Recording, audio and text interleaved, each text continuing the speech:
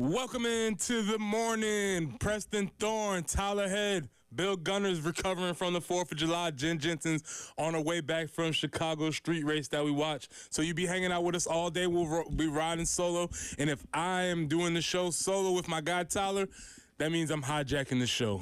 And that's okay. A lot of defensive line talk today. A lot of R&B music talk today. A little bit of hot dog eating contest. We'll have some conversations because the hot dog eating contest, there's obviously an asterisk by it, right? 1,000%. This is, I don't know if you're familiar with the term Mickey Mouse title that's come in recent years, but I think this definitely fits the parameters. We will explore that because what I'm interested in seeing is how do we apply the asterisk throughout sports, because this is clearly an asterisk situation. So we'll have a lot of conversation today. We'll be talking about we'll be talking about defensive line, obviously, because the Gamecocks got a good look in the holy grail of college preseason rankings. Yep. Phil Steele ranked them maybe higher than I thought. Yeah, I definitely think you can make an argument. I think it may have surprised a few people, but I don't think it's wrong necessarily. It's not wrong. It just wasn't, when I saw it, it was a little bit higher than I would have assumed it would have been, just because a lot of times they don't get the props that they might not necessarily deserve. So we'll talk a little bit about that. We'll have some conversations. We'll be going in a little bit. I was very interested in new Gamecock baseball coach Paul Mainieri outlining his agenda for the program. He set 3 specific goals, and we're going to look at them, but I want to really focus on one of those goals, which is, as Jay Veltri, who does a tremendous job on Gamecock Central covering baseball, and I told him that he coined it a little bit abstract, but I think it's really important as far as the game is concerned, as far as how we've talked about Gamecock baseball, what was missing, the spark that is needed. And so Paul Mainieri seems to be locked in on those things. So we'll have a lot of conversation today. But before we get to all of that, how was your 4th of July weekend? Not too bad. Like I said, it is my wife's birthday as well. So a lot of that time was dedicated to doing stuff for her birthday. Went to the Peach Festival in Gilbert on the actual 4th. Very hot day out there. Yeah. So we only hung out for a few hours there, but did some birthday stuff. Her family came up and hung out on Saturday. Saw the new Despicable Me movie. So that was neat. Have you followed The Line? I've not watched all of them. I think I've watched 2 prior to Saturday. I want to say there's like 7 now. But I mean, well, yeah, counting the Minions, it's a whole universe. Yeah, it's a whole cinematic universe, because everything has to be a cinematic universe now. But it was good. I mean, she enjoyed it. Her family enjoyed it. So at the end of the day, that's all that matters. Well, Tyler, I'm in a weird spot because, as I told you, I have a toddler, small child. And one of the games that I try and play is I try and get her to watch things that I want to watch. Right. She has not latched on to Despicable Me. Really? I've been trying. I've been trying. Like, I've been like, what about this one? It's just like, She has not latched on to it. So I keep trying to reintroduce things. What are her go-tos?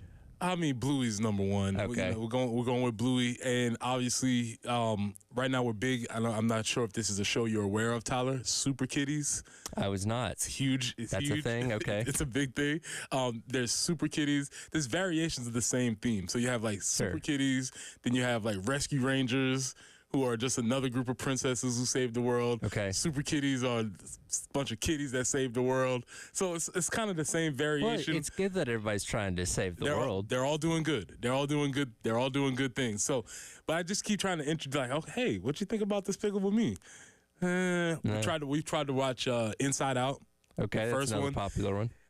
Too much conflict. She's conflict averse. She didn't like the tension that was happening earlier in the movie. She didn't appreciate it. I also feel like Inside Out is a little bit of a deeper thinker. Further down the line, yeah. Further down the line. But I thought just some of the colors. Sure. No, she didn't like that. So that's the predicament that I get in, where I try and introduce things, they get swatted down. So maybe we'll try to reintroduce Despicable Me a little bit later. Yeah, it's a process. It's slowly trying to drip drizzle it for her to get there. But so you watch Despicable Me, Peach Celebration, the Peach Festival out in Gilbert. Shout out to Gilbert America. And I guess we might as well, speaking of Gilbert America, we got our guy bright and early. Must be coming off a well-rested weekend. Let's go out to our guy out of Gilbert, America. Our guy, Gamecock Larry. How you doing this morning, sir? I'm doing just fine. Glad to have you all. Well, glad to have you and Tyler back. But I seem like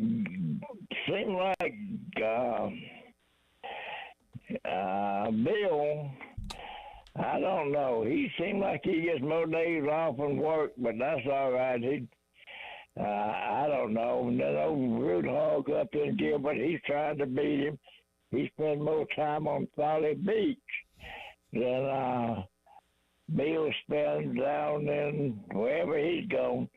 But another thing, the big thing this next 10 days for old Gamecock Larry is my drag racing team, Mad Daddy Clark and Gamecock Lucas and Gamecock Wesley is going out to Bristol, Tennessee for 10 days, 8 days of racing. And I hope they can them luck, wish them luck, want them to come back, want them to go out there and win me some money, come back with some trophies and keep that Gamecock flag flying high in Bristol, Tennessee. And that's about, I want to wish hope all Gamecock Nation and Clemson Tigers and the Auburn Tigers and the Bulldogs and the Vols and the Wildcats and the Aggies and the Gators have all had a good 4th of July. Now let's get ready to get down to work. And I'm going to tell you, this year, when everything is over in sports, next year this time, we're going to have at least 2 national champions, baseball and ladies basketball, and we're going to have a couple of runner-ups in something else. Well, Gamecock Larry got 22 days, if the good Lord's willing, before the big 9-0. Lord have mercy. Went around the world, wound up 35 miles away, born, Four Swamp, South Carolina. Love all y'all. Have a great day. Just settle down now and get ready for some sports. But remember, this is the day the good Lord made. Let's rejoice and be glad in it. Go Gamecocks. Love all y'all. The one and only Gamecock Larry. Appreciate it, Gamecock Larry. We really do appreciate it. We're going to have to add that to the countdown. 22 days to the big 9-0 for Gamecock Larry. We got a long list of countdowns. A lot of countdowns going on. So it's 54 days until Old Dominion, 55 days until the Southern 500, which, by the way, Bubba Wallace. Yeah. You mad, bro? Oh, yeah, a little controversy last night. I get it. Okay. It's understandable. We'll see if he is issued any kind of penalty tomorrow. I don't think he should be. I think it's just kind of a racing incident, but definitely a point of conversation coming away from what ended up being another late night last night. Yeah, well, that's the thing. Well, I called it, and I saw the end, and I was trying to figure out how it was ended, and I saw him. What is the technical term? Dooring? Yeah, that's probably the hip check door. Something along those lines. It looked exactly like a hip check. Yeah, because Bowman had gotten into him earlier in the race. Gotcha. And kind of ruined his day, which is just kind of a racing incident. But, I get the frustration. I don't think anything should happen to him. But anytime Bubba Wallace does anything, it's always going to stir up controversy. I have a comparison we'll come back to later. So 55 days until the Southern 500, 8 days until July 16th, which is the big release of CFP 25. It's the early release. If you're in on the early side of it. In on the early release. If you're one of those losers, you got to wait 3 more days. Yeah. Who would do that? Who in their? Because here's the thing, the way the internet works, everything works so fast. By July 19th, like, oh yeah, I'm over that. Well, they're played it out too much already. The one benefit to me is like, okay, you get, because there are people that are what you could like gaming YouTubers and stuff that really go in depth and can give you a good look at like what it's actually going to be like. Because look, EA Sports is only going to show you the best things, right? If there's problems with the games, you'll see those people highlight saying, hey, here's this issue, here's this issue. It happens every year with Madden. There's a dedicated forum on YouTube of people that just hate Madden and want to show you every single problem with it every single year. Every glitch. So like the day the game comes out, like here's 20 problems with the new Madden. So I imagine there'll be something like that with the EA game. Hopefully it's not too many glaring issues at least. We'll be locked into the forums. We'll be locked into those forums.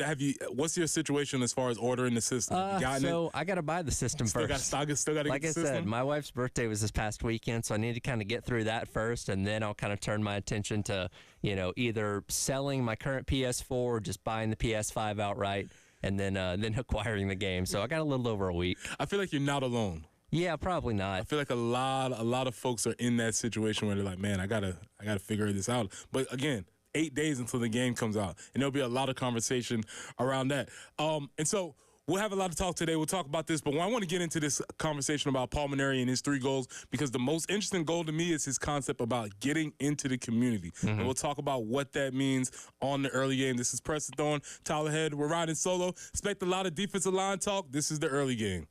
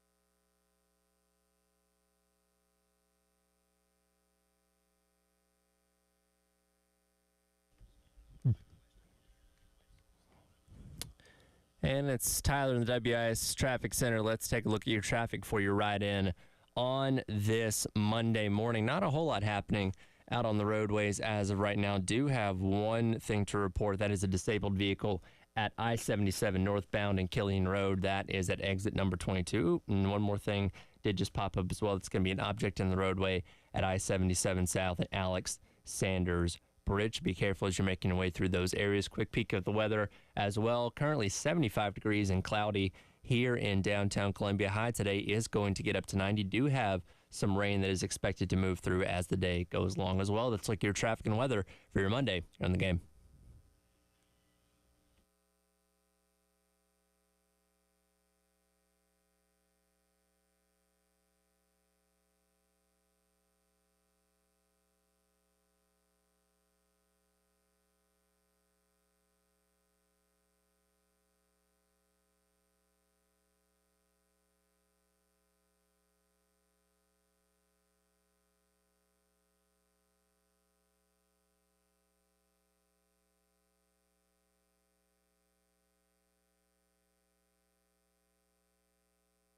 Welcome back into the early game. It's Preston Thorne, Tyler Head, riding solo today. Bill Gunner's taking another day off. What is he doing? Is he recovering from the 4th of July? Is he plotting his exit? If this was college football, we might have to be starting rumors, right? We'd be like, I don't know. We haven't seen him in a while. There's things that check the for sale sign in front of his neighborhood. Are we checking FlightAware on Bill now? We'd have to check the FlightAware. We'd have to check all the attendance. But Bill will be back tomorrow. Jen will be back also. She's coming back from the Chicago street race. So it's me and my guy, Tyler Head, flying solo. And expect a lot of D-line talk today. I've hijacked the show. We don't get a chance to talk about two eyes and nose guards and securing trap blocks and trying to do all that type of stuff. So this is it. The true unsung heroes. We're gonna do football. We're gonna do it today. You can make that argument for both sides of the trenches. Because we talk about defensive line, but we really don't talk about offensive line unless it's a problem like it unfortunately was a season ago. Yeah, that's the only difference with O-line and D-line. See, and I always talk about this, the thing about O-line and D-line, especially D-line, majority of the time, if I miss an assignment playing nose, you never know. Sure. Nobody knows. It's because it's just a big mass of people jumbled up together. So nobody really knows when you mess up. Whereas the defensive backs, when they mess up, it's a touchdown. Yes. The old saying is, D-line mess up, first down. DBs mess up, touchdown. And so that's kind of how it goes. But we're not here nor there because we're not here to give props to the DBs today, nor the offensive line. See how you tried to sway this conversation. We're not doing that. Today is specifically dedicated to D-line because I'm the captain. That's okay. That's right. So we're going to do this. But first, saw an article. Jack Veltri does an amazing job on Gamecock Central covering baseball all year. Was instrumental in me being able to follow the hiring process, figuring out what was going on. And he had an interview. I believe this came from an interview with new Gamecock coach Paul Maneri. Do you know where it was from? Yeah, so he had a sit-down with him about a week or so, or I guess 2 weeks ago now. Had like a one-on-one with him for about an hour, and he's been incrementally putting out these stories based on the conversation that they had. Gotcha. So it's a really, really interesting conversation. And he basically laid out, Coach Maneri laid out his 3 goals for the program. The third goal, first and foremost, the third goal at the end was obviously Omaha. Yes. But he laid out how hard it is to get to Omaha. And he talked about how many times he's been to Omaha 6 times, but he's lost in the Super Regionals 4 times. So if you take that combination, that's 10 times. And what he was saying is that it's very difficult to get to Omaha. That's it's a very tough task. And if you make it to Omaha, obviously you consider the season success. Even if you make it to the Super Regionals, you consider it success. Sure. That's concrete. We know that. We understand that. But his first goal, and Jack said that it was an abstract goal, and I absolutely agree with it, but I think it's the most important goal. And his most important goal was that he wanted to get out into the community in order to raise the energy and enthusiasm about the program. And he mentions that's not his way of taking a shot at Coach Kingston or anybody that came before him here, but that was one of the things that I really noticed, because again, I've only been here covering this program for right at 2 years now, but it just seemed like Coach Kingston did not have the same connection with the community that a Shane Beamer has, that a Lamont Paris has, that a Don Staley has, where you feel like they're just kind of a part of it.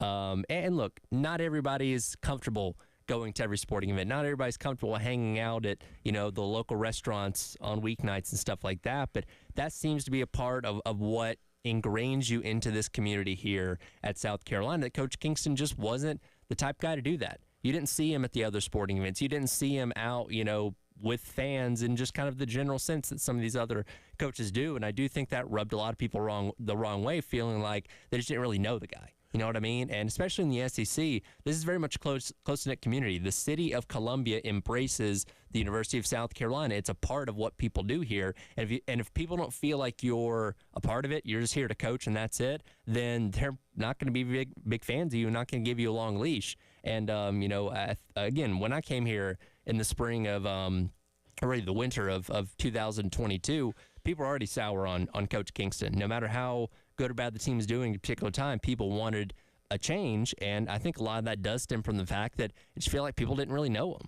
You have to have relationships in this community. You have to build those relationships, especially when times might get a little bit rocky, as they ought to do when you're coaching in the SEC. But that's how this town works. Now, you can be the other opposite extreme. If you're winning and going to Omaha every year, sure, you don't have to talk to anybody. We'll just take our wins and we'll move it on. But there's going to be times where you're going to need the support of the community around you.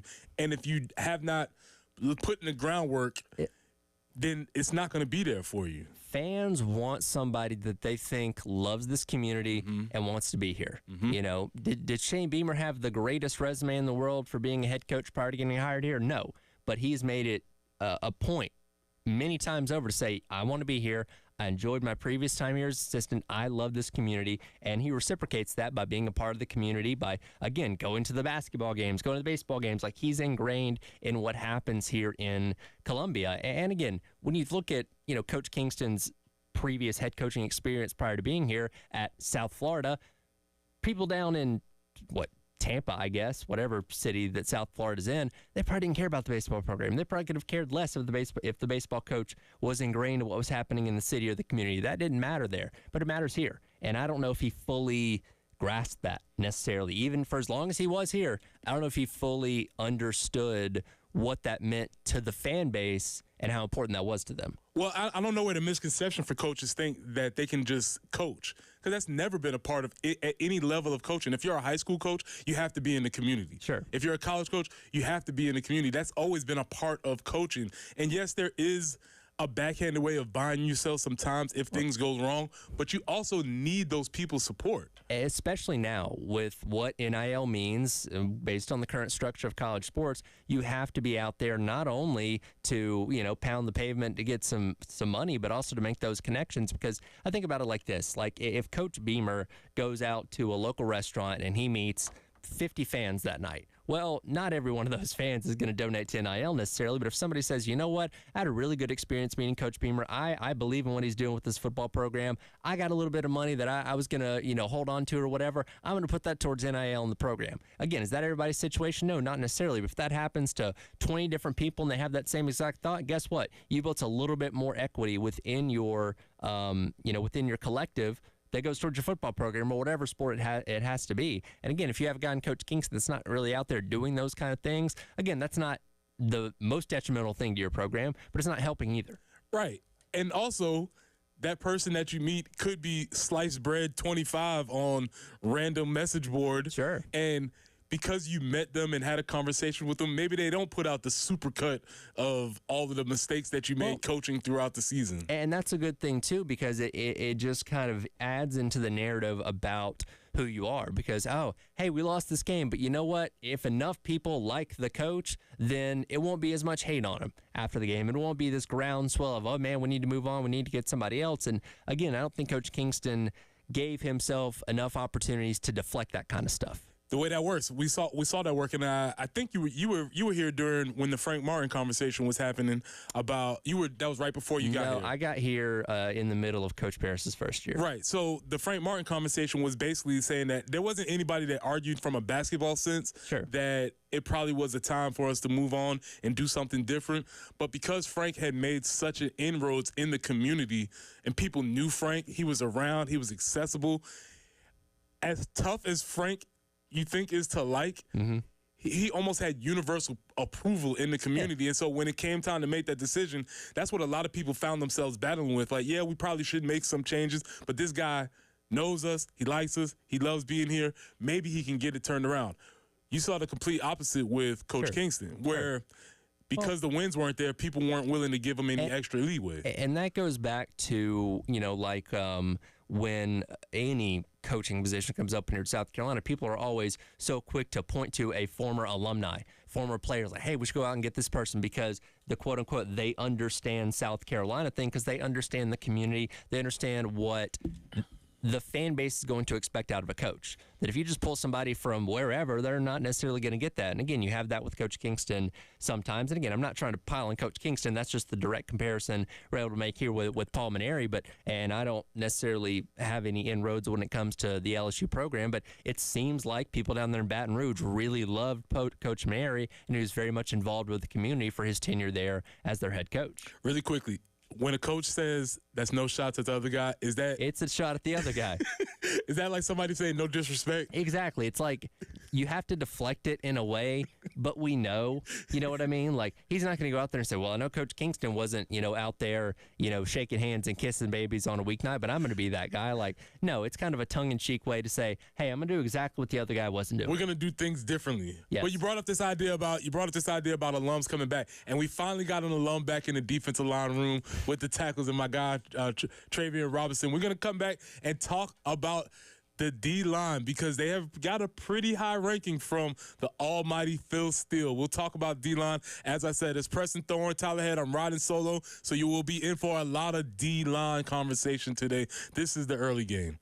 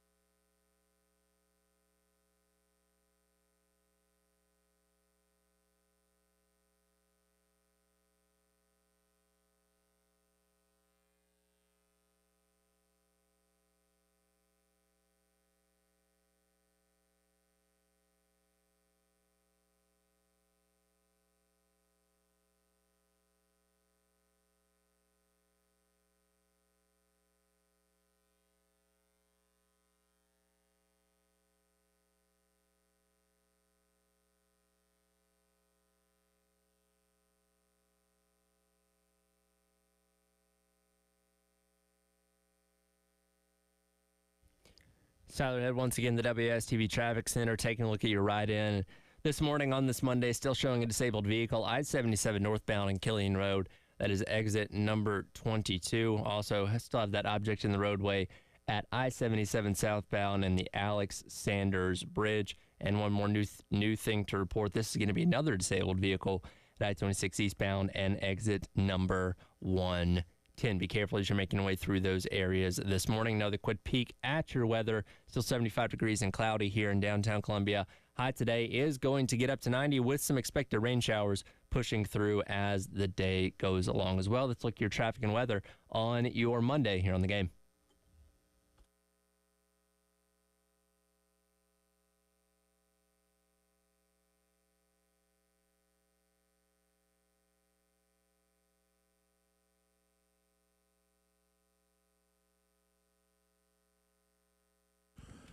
Welcome back into the early game. It's Preston Thorne, Tyler Head. We're on a solo today. Bill Gunner will be back tomorrow. Jen Jensen's on the way back from Chicago.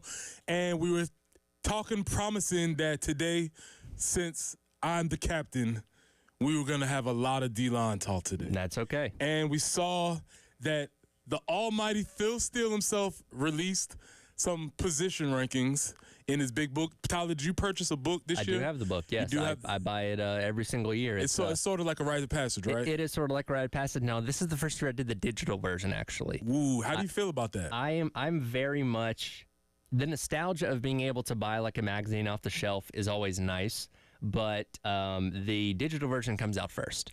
And I was getting there was information that I needed that I was not able to get yet because the physical print was not on the shelves just yet. So I kind of bit the bullet and went ahead and brought the digital version a couple weeks ago. And I will say from an accessibility standpoint of not having to flip pages, and it's actually kind of nice because you can just kind of insert a page number and go right to it. So I may now be on the train of just getting the digital version every single year. It's the same price. I mean... But you don't like just having the book, just walking around with it, highlighting things. I used to rabbit earring stuff. I used to enjoy that. I used to enjoy the physical presence of having a book. But I got to say, I'm enjoying the digital version here quite a bit this year. Things have changed. Tyler's sold out to the dark side. It happens to all of us. Well, in the digital version, they have the position rankings, position group rankings, and since I'm here, we're obviously going to be talking about defensive line today. And South Carolina came in higher than I thought, maybe expected. It came in at number 20 in the top 25. When I saw the article, I was clicked, and my first instinct, where's South Carolina? I wasn't necessarily expecting to see South Carolina, but when I saw them at 20, I was pleasantly surprised. Did they fall where you thought ahead, minus what you think? I think that's pretty fair, and it really goes back to experience.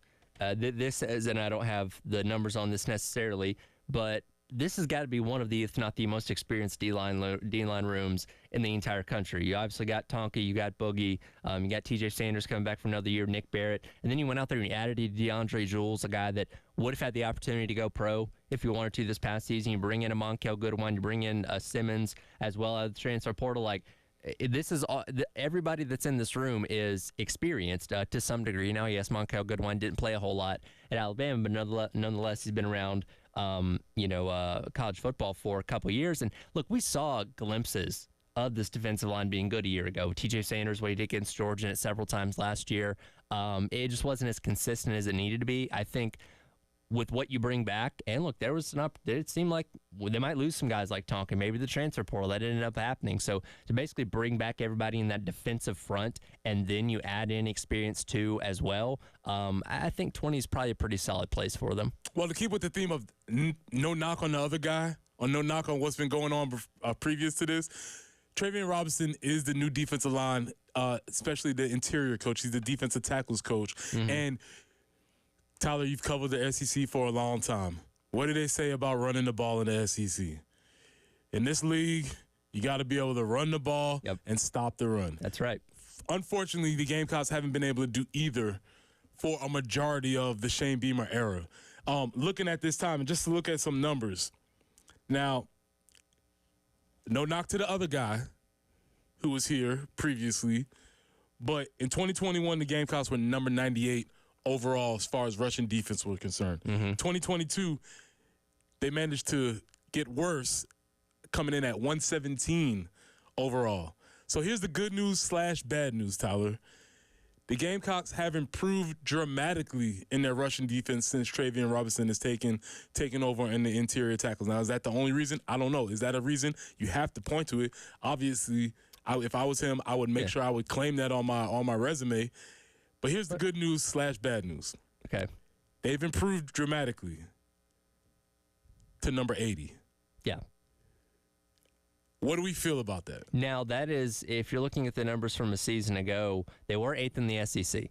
So right about that middle part of the league. And when you look at this full list of Phil Steele and the defensive line units they put out, he ranked 1 through 61. They are 7th in the SEC. So it's actually right around where they were within the league itself from a season ago. It's just, again, that 20 number from a national standpoint is a lot higher.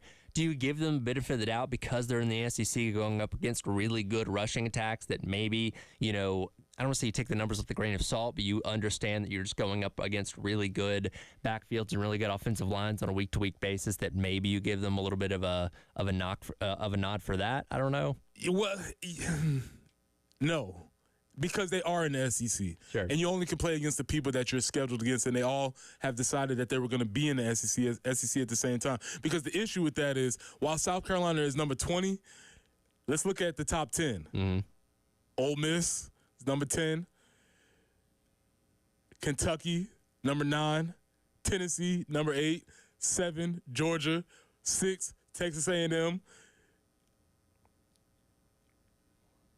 So out of the top 10, there's 4 other SEC teams. Yeah. And that's not even to mention the rest of the top 25, which also has, if I go through this really quickly, now Texas, I forget to count them, and Oklahoma, I forget to count them also. So there's a lot of SEC teams that are in the top 25. And so I think one of my big takeaways is that me, South Carolina fans, we are in the SEC. Sure. We brag about it. It's one of our things that we pat ourselves on the back for. We can't use it as a crutch also. We can't say, well, it says, no, either we're here and we have to compete in this group, or we can not be part of it. But being in the SEC means that you're going to have to play against some of these other teams. Well, and I guess you could also incorporate what you have at edge as well when you're talking about defensive line. And we'll kind of focus on the interior here as well. But you also did get better from an edge standpoint, which, again, was an area of the team that struggled through most of last year.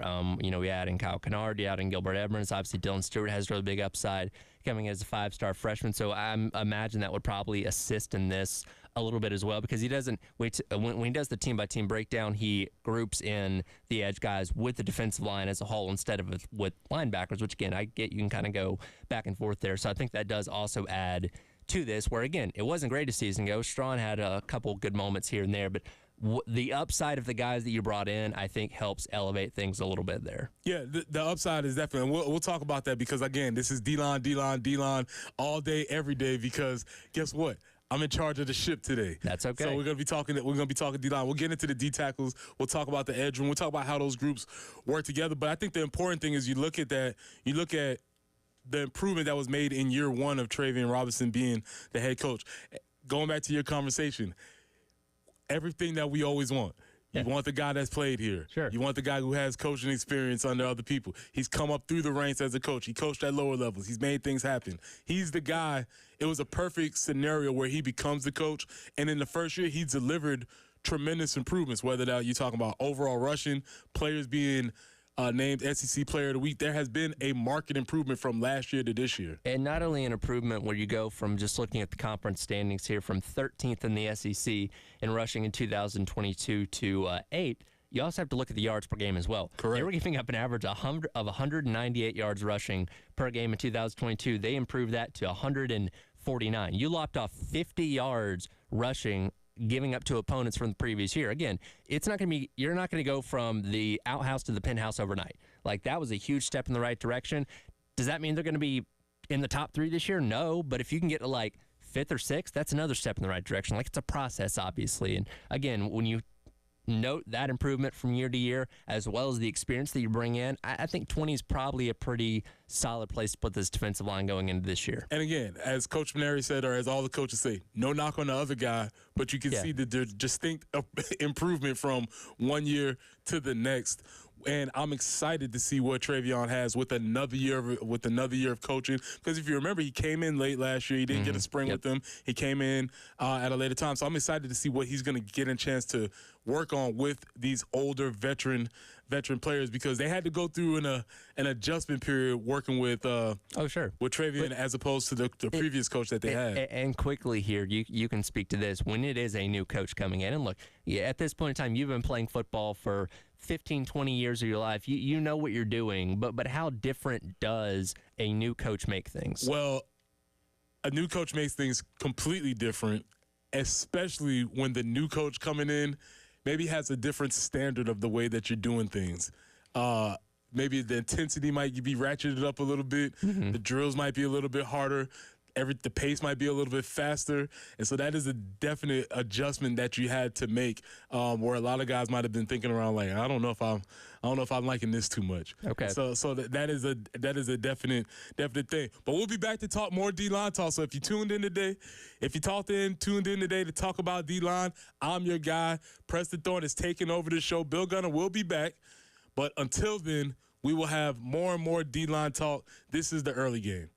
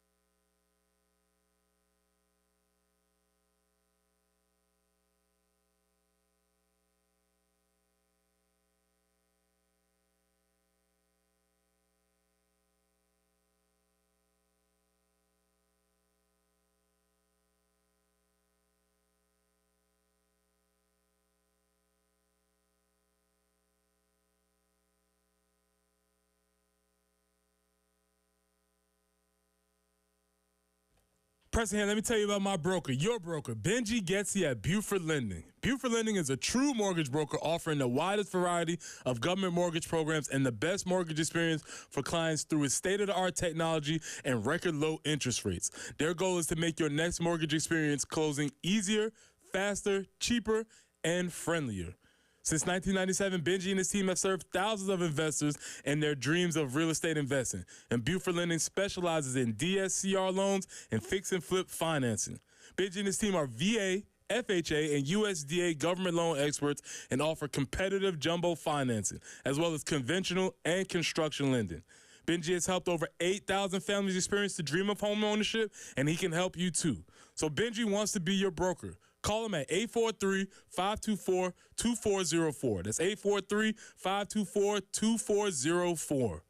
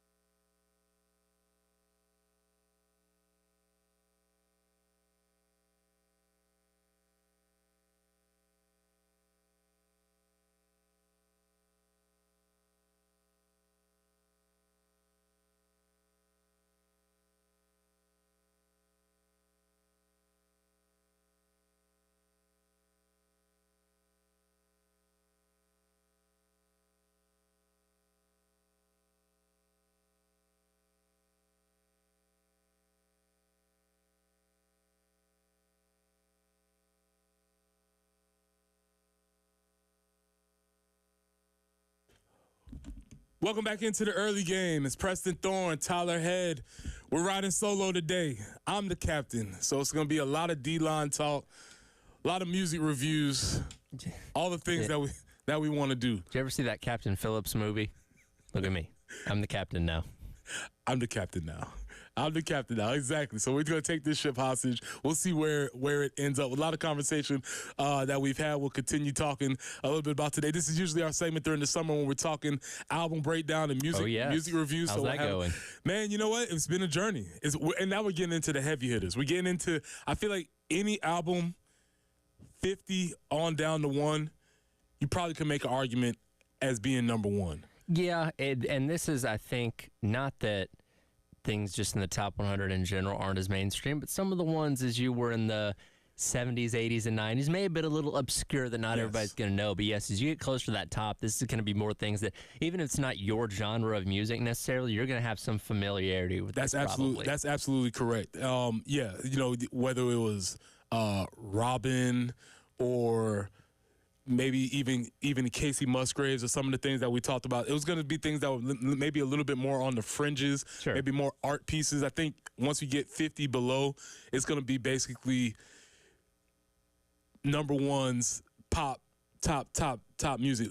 So we have kind of a glut of reviews that we have to do really, really quickly and looking at these records. Oh yes, we missed a couple days. Because we've missed a couple days. We had a holiday, we had weekends. Weekends are good because what I usually do on Mondays coming back from the weekends is I can review the one that I like the best. Sure. Because I get to choose. We're not exactly on the number, but there's a couple of things that we have here. So let's start with this. At 57 days was D'Angelo's Voodoo, which, Tyler, you want to find 2000 Preston Thorne? This was you? I'm right here. This is the scene. This is the actual scene. While everybody else was on message boards trying to find stuff about college football, I was on okplayer.com trying to figure out, is Pino Palladino really playing the bass on this particular track on D'Angelo? I'm following the tour guide. I'm doing all of this really dorky stuff. Now, is there a particular song on this album that just instantly transports you back in time? You know, the thing about this particular album is, and that's what a couple of these albums, I would say D'Angelo and The Cure next. This is not a fun album. It's very moody. It's layered.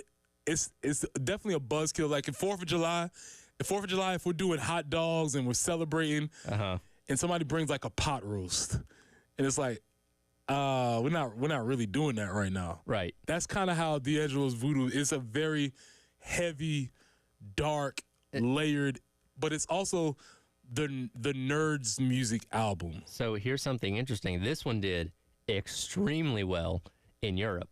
Won Album of the Year in Greece, as well as twice in Italy, multiple times in Spain, France, Germany, the Netherlands, Sweden, and Norway. Yes. All really, really loved this album. Everything about this album claims the Europeans would love it.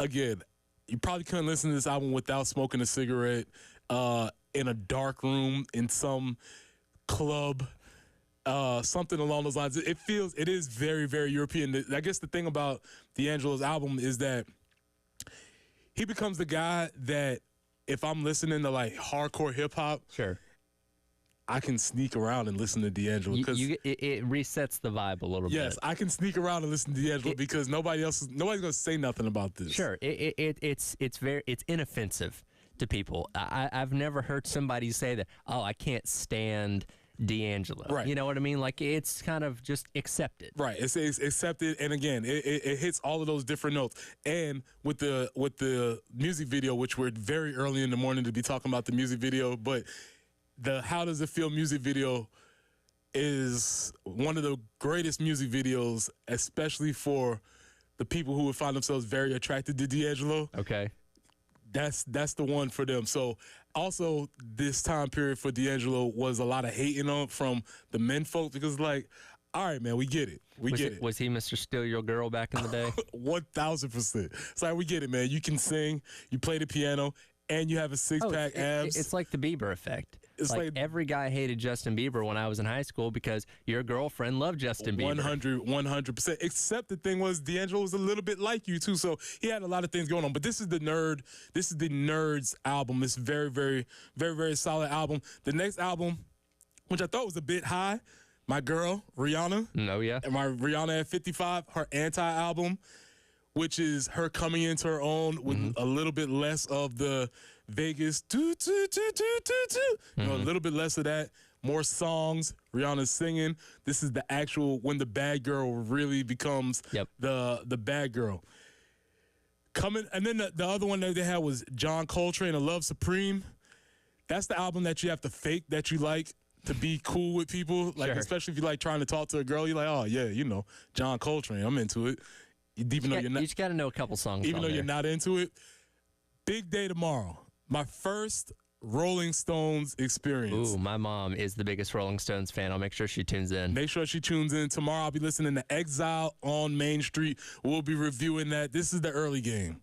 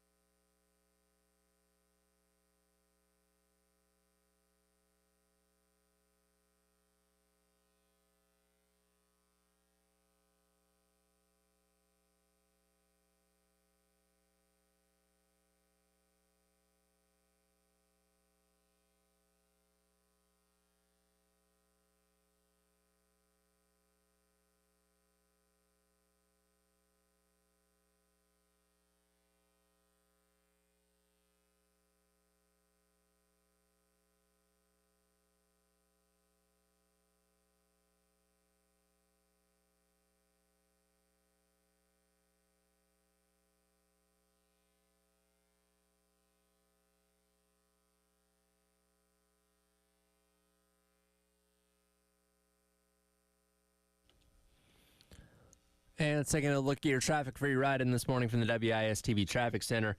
Still showing a disabled vehicle, I-77 northbound at Killian Road. That is exit number 22, as well as the object in the roadway out at I-77 southbound and the Alex Sanders Bridge, and the disabled vehicle that also sits at I-26 eastbound at 378. That is exit number 110. Other than that, everything looking okay on your roadways so far this morning. Quick peek at the weather. Once again, it is still 75 degrees here in downtown Columbia. Going to have some rain pushing through in the early afternoon. High today is expected to get up to 90 degrees. Be careful as you are outside. That's Look Your Traffic and Weather for your Monday here on The Game.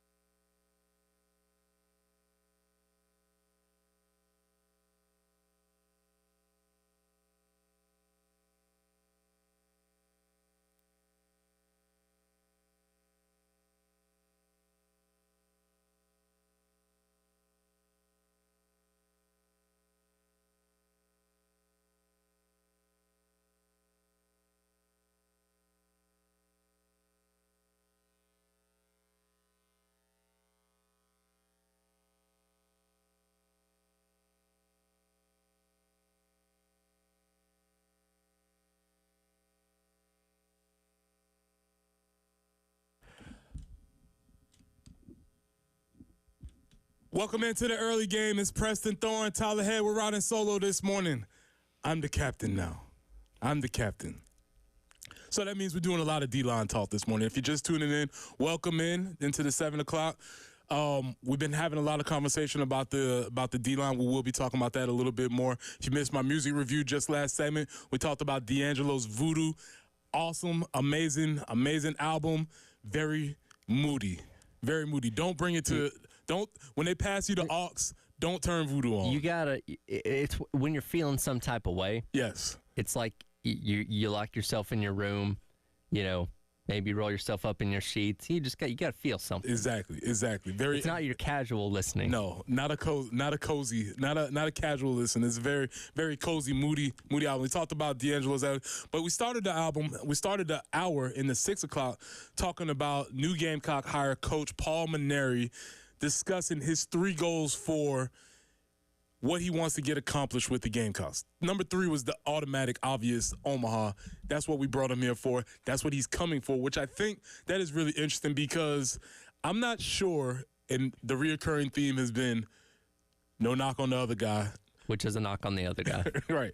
But I'm not sure if the expectations that Coach Kingston had and the expectation that the fan base had, I'm not sure if they ever matched.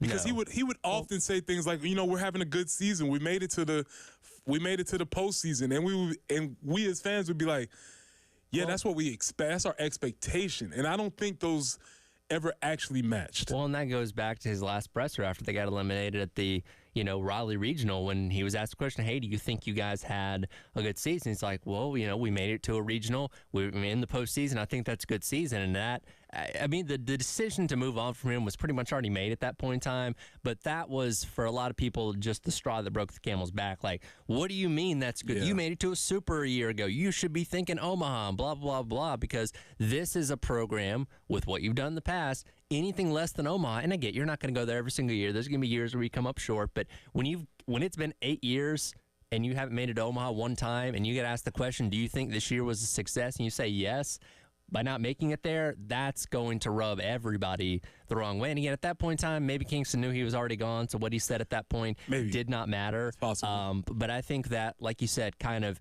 echoed where the disconnect was with him and the fan base. And not that he wasn't trying his hardest as head coach to win every game and try to get this team as far as he wanted to go. But when you kind of were able to say at the end of every season, look back and say, do I think this season was a success? His idea of success seemed to be different than what people were expecting.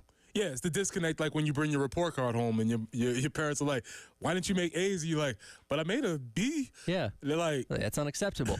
We expect A's. So like, well, I'm doing my best. We'll do better. Exactly.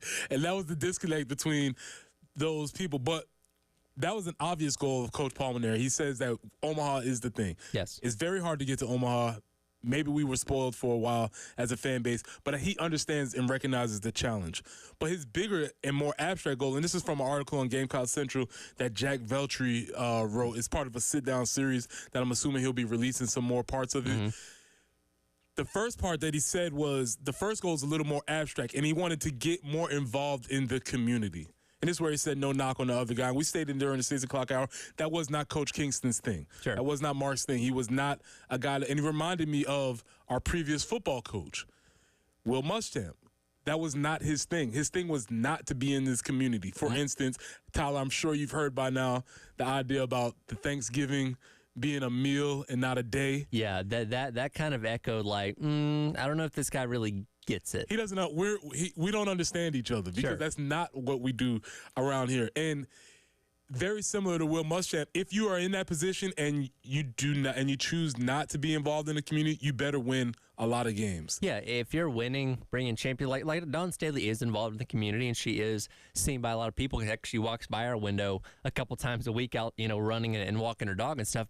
But if she just shut herself up in her home and just coach basketball, as long as she's still winning championships, nobody cares. We're good. But when you aren't accomplishing what the fan base wants you to accomplish and you're also not out in the community, well, that's just making it worse. Yeah, and that's the issue. Speaking of Coach Staley, just this past weekend, and it's an amazing phenomenon to watch. I was at Soda City this past weekend, which is our, this Columbia Street Fair. If you haven't been, I would advise you all to go. It actually makes Columbia feel like a city. When you're walking around, it's really, really cool.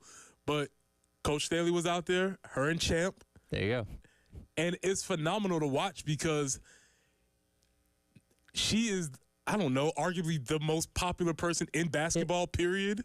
She feels like she has a level of unapproachableness where, like, you feel like you shouldn't be in the same place as her. But, yeah, you could literally bump into her on the street around here. She's just hanging out. And what was cool is because I think she's so often in the community that it wasn't a big thing. It was like, oh, there's Coach. Hey, yeah.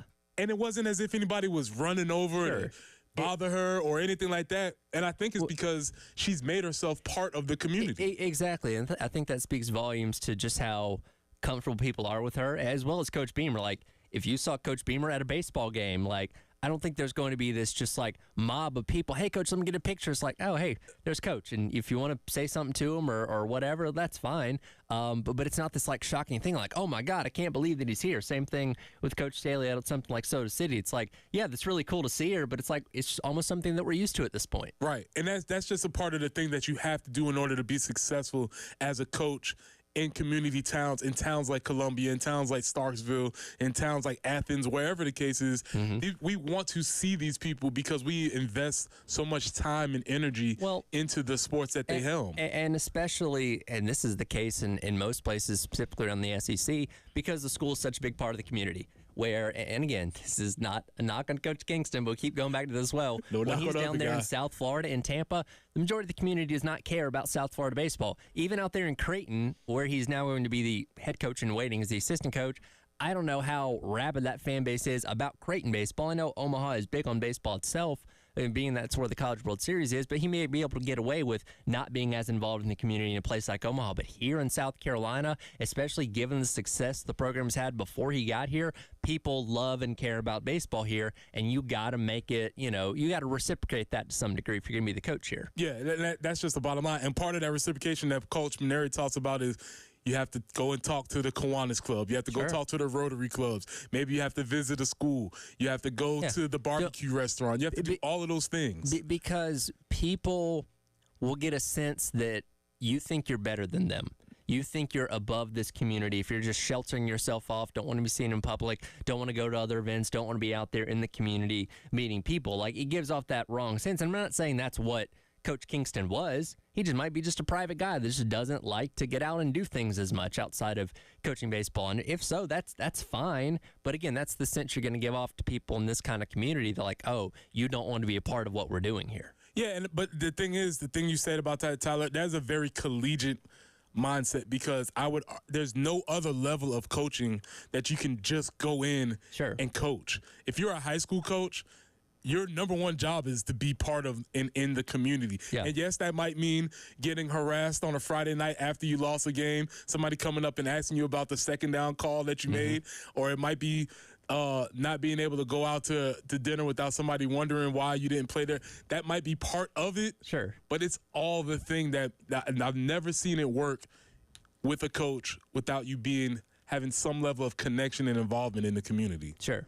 And so it just doesn't end up working. So we talked about that. We'll come back to that a little bit later. And obviously, because I'm here, we're talking about D-line, and I'm the captain of this ship. And the almighty Phil Steele has ranked South Carolina's defensive line number 20th overall, which I think is higher than I thought they would be.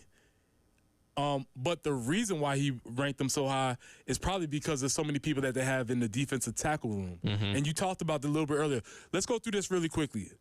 The thing that the defensive tackle room has that maybe, especially on the offensive side, is that they have depth and they have experience. Yep. And those are two things that we know are proven to lead to success in the SEC.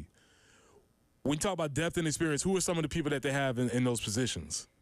Specifically on the defensive tackle, in the defensive tackle room. So you obviously have Boogie, you have TJ Sanders, you have Tonka, you have Nick Baird. All those are the guys that are returning that had, production to varying degrees from a season ago. So you got your entire room back from a year ago, and the thought process is you get better as your career goes along. Another year of development, another year with Coach Robertson to continue to, and again, an entire offseason this time around to work with those guys. Correct. For, he only had the short term, once you got into the season a year ago. And then you add on top of the experience and the talent that you brought in from the transfer portal as well. Also, I would add on top of that, and this is why we talk to keep on the theme of community and things like that, Alex Huntley, Columbia.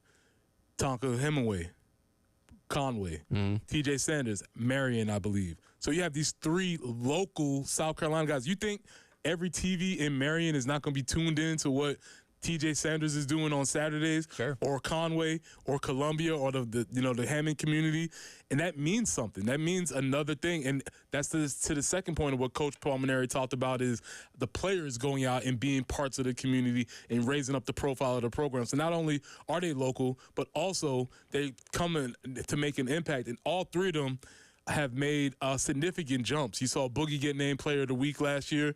At one point, TJ Sanders flashed against Georgia and played well throughout the year. Tonka's sort of like the Swiss Army knife of the defensive line, where he can do various things. So you have this depth and experience for the defensive line, especially the tackle room, which everybody talks about. In order to win in the SEC, you have to be able to run the ball and stop the run.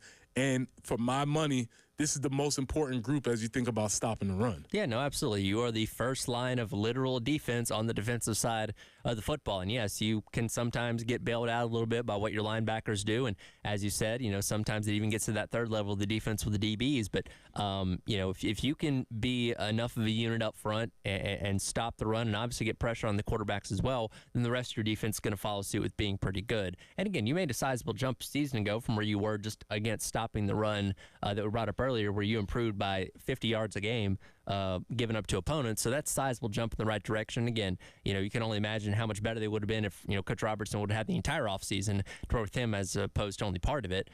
So I think the anticipation is that it's going to make another sizable jump down. Does that mean they're going to be the best defensive line in the SEC? Probably not. But could they maybe be in the top 5? Sure. That'd be great. Yeah. Well, the reason why it would be really difficult for them to be in the top 5 is because 6 of the other 25 defensive lines are also in the SEC. Yeah. But it's great to be in the number. And I think that also just kind of echoes the sentiment of how important that is in the SEC. And defensive line play is important in every game of football, no matter what level, what conference you're playing in. But when you have some of these more West Coast spread type of teams where they're just throwing the ball more than they are running the ball, I'm not saying the defensive line isn't as important there, but it doesn't have as the same impact where you have, some of the more heavy ground game like you see in the SEC. All right, so I've taken over the show. We've hijacked it. It's D-line talk all day.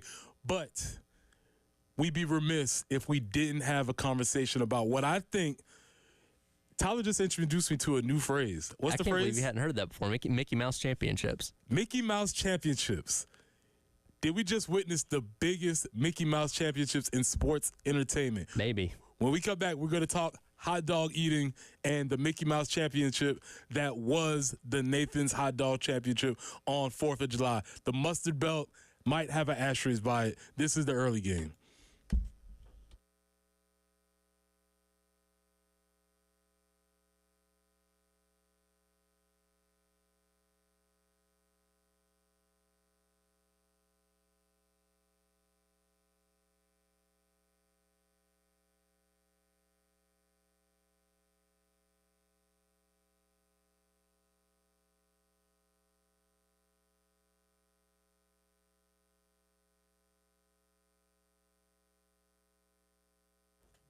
Preston Thorne here. Let me tell you about my friends at Absolute Glass, the premier glass company of the Midlands, offering auto, home, and business glass repair.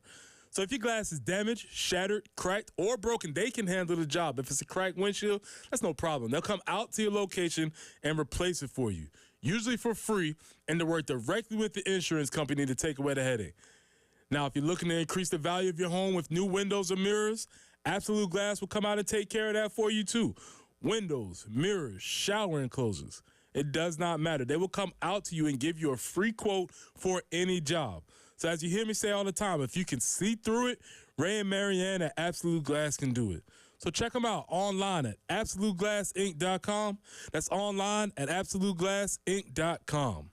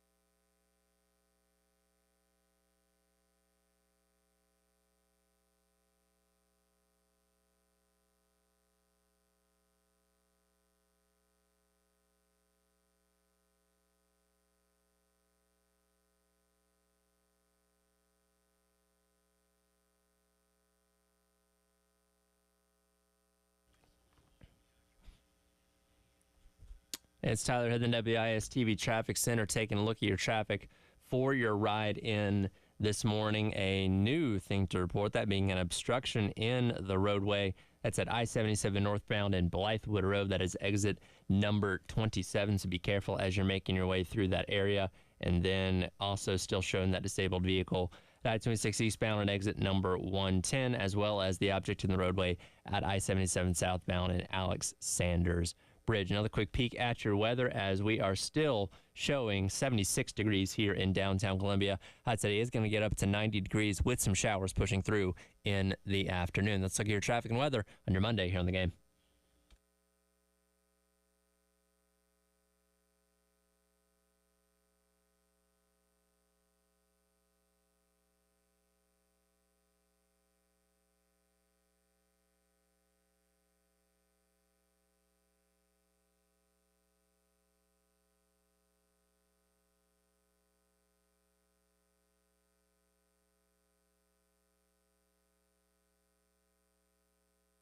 out of it for the most part for a long time. But he is roaring back in a way that very few, except me, could have anticipated. Yeah, it is, and Nesper's still hanging tough. 10 seconds to go, but I think Pat Bertoletti's about to have a Coke and a smile here at Nathan's Famous. 3, 2, 1, put down your hot dog! A personal best for Pat Bertoletti out here in Coney Island. 2 historic events.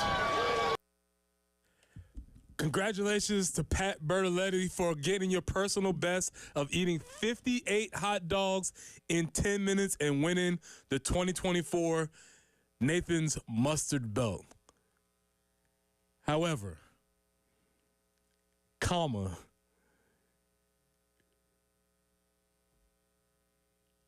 does this really count? It's always going to have the yeah but associated with it, and I can't think. And congrats to him. He won the competition that was put before him.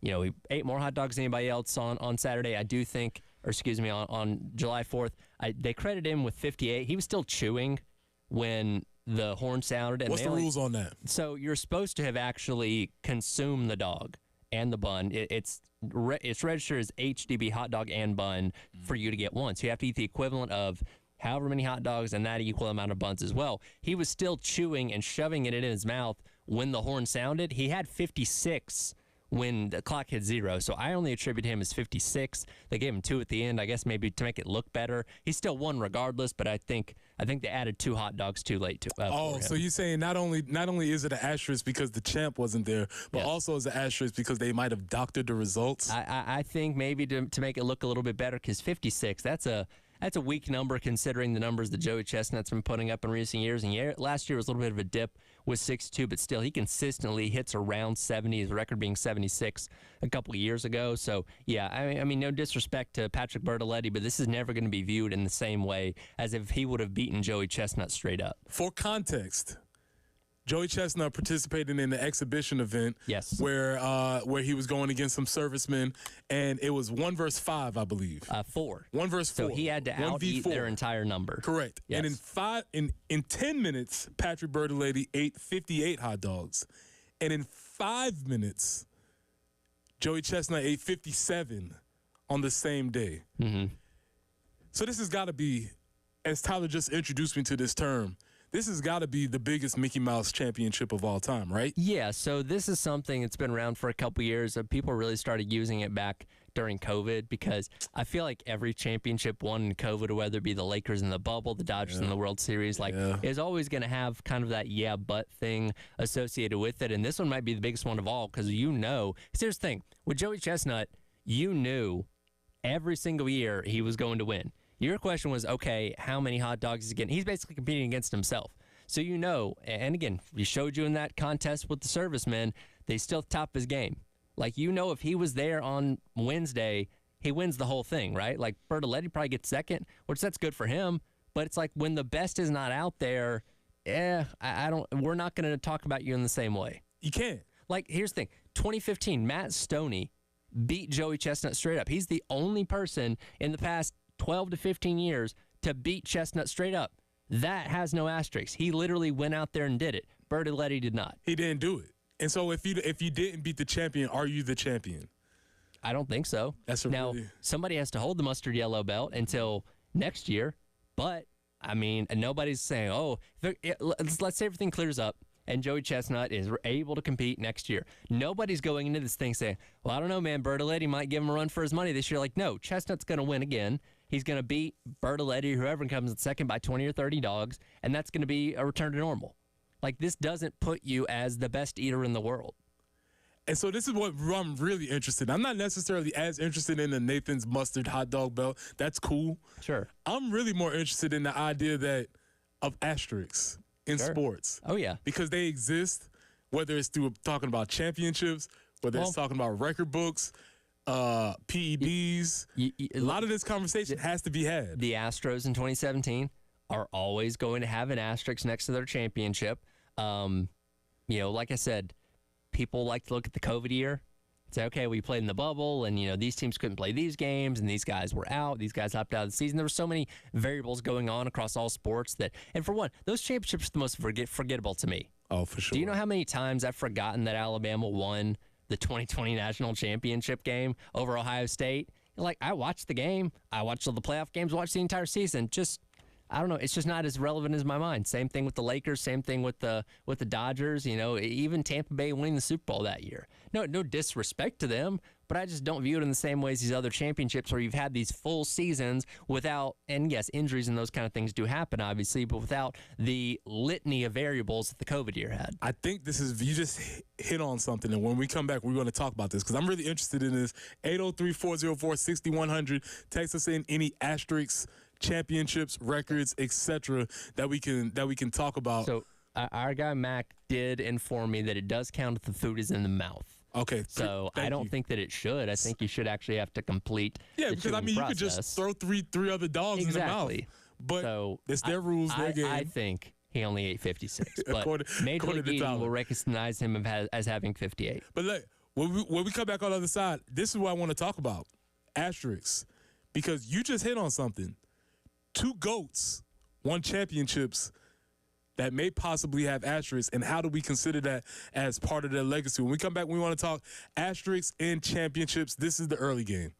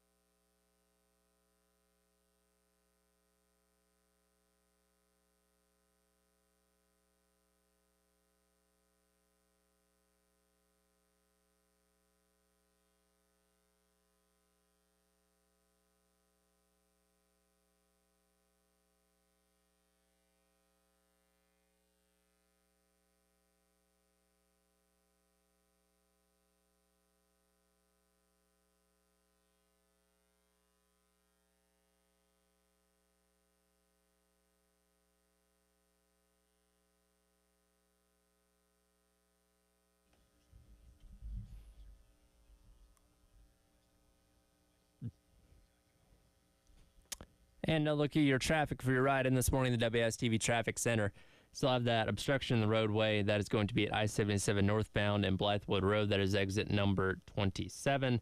Also, disabled vehicles still sitting at I-26 eastbound, exit number 110. That is at 378. Other than that, everything looking pretty okay for your ride in this morning. Hopefully, it will continue to stay that way. Looking at your weather as of right now, 76 degrees here in downtown Columbia. High today going to get up to about 90 degrees. We are expecting some rain to hit in the early afternoon and do have chances for rain all the way through the rest of the week as well, with temperatures hovering around the low 90s. Let's look at your traffic and weather for your Monday here on the game.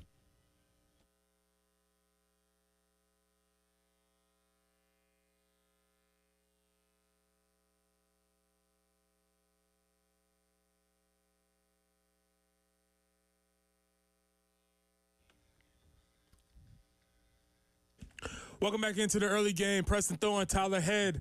We are talking D-line. We are talking R&B. We are talking hot dog eating championships. Quickly, I have to clarify something because I said something a moment ago. Mac corrected me on it. The truth kind of lies somewhere in between. Okay. I went back and looked at the rules of the Nathan's Famous hot dog eating contest. At the end of the 10 minutes, what is in the eater's mouth counts, but they have to have it consumed within 30 seconds of the clock hitting zero. So Patrick Bertoletti had consumed 56 hot dogs. Okay. When the clock hit zero, he was still working on 2. He did finish those within 30 seconds, so those count. It's not just in your mouth. You have to consume it within 30 seconds of the 10-minute clock ending for it to count. This is very deep into the. I just want to make sure we get this right. We got to make sure we this. The point is, even if he had those 2, he still only beat Joey Chestnut. What Joey Chestnut did in 5 minutes. Now, I will say this. Took him 10 minutes. I was seeking clarification on what exact type of hot dogs Joey Chestnut was using, because that can factor in, with weight and size and all that kind of stuff. That being said, even if it was a smaller dog, eating 57 of them in 5 minutes, pretty darn impressive. And I imagine he would have maybe been able to flirt with his own personal record of 76 had he actually been able to compete in the contest. With the full 10 minutes. And so this brought us to this conversation of this. Asterisk championships. And you can text in 803-404-6100 if you have any asterisk championships, asterisk records, because in sports, we know that this exists. The idea that you only won because X, Y, or Z was happening or not happening. So Michael weighs in and says the Patriots have 2 with the Tuck rule and Deflategate. Ooh. Now, here's my thing. Ooh. So Deflategate is in reference to the divisional round game they played against the Colts that year, where they beat the tar out of them. It was not a close game at all. I really struggle to think that the deflated footballs were the reason why the Patriots won that game so handily. That's just me. If you have a different opinion, that's fine. But I really don't think the deflated footballs, yes, Tom Brady destroying evidence in the league's cat and mouse chase of this thing for several years was ridiculous, but I really don't think it made that big of a difference. Tuck rule, that's a different story. That started the whole. I think that's where this real dislike of Tom Brady started, and this the league's trying to protect him type of thing. I get the argument on that one a little bit more. I don't think Deflategate was as big of a deal personally. Well, it led into what you talked about. You made a connection in my mind, because if you think about these two athletes who are considered, if not the GOATs, but absolute greatest on top of their sports, Tom Brady and LeBron James both have bubble championships. They do. And those championships add to their legacies. Sure. Right? When you talk about Tom Brady, obviously you have 6. You talk about LeBron James, especially in this incarnation, people can justify to themselves that this Laker experiment has worked because he did win a title. Yes. Though it may have an asterisk by it. Yes. And so I think that's really, really fascinating when you just said that a lot of times we have kind of even any of those titles that happened during that time don't really equate in our minds, but they did actually happen. And when, if they let the rest of the record book go out long enough, you'll be able to see it. What other asterisk titles we got coming in? We're rolling now. Nice. I like this. Todd says, this is crazy, but if we're going to put an asterisk, and if we're going to put an asterisk on anything, we need to go ahead and do it on the 93 and 94 seasons as an asterisk besides the Houston Rockets championship, because had MJ not retired, he wouldn't have won 8 in a row. there's a very strong chance. Some people like to say those two Rockets titles only came when Mike left the building. Tim Duncan and the Spurs in the strict season when they played 50 regular season games. Yep, that's right there.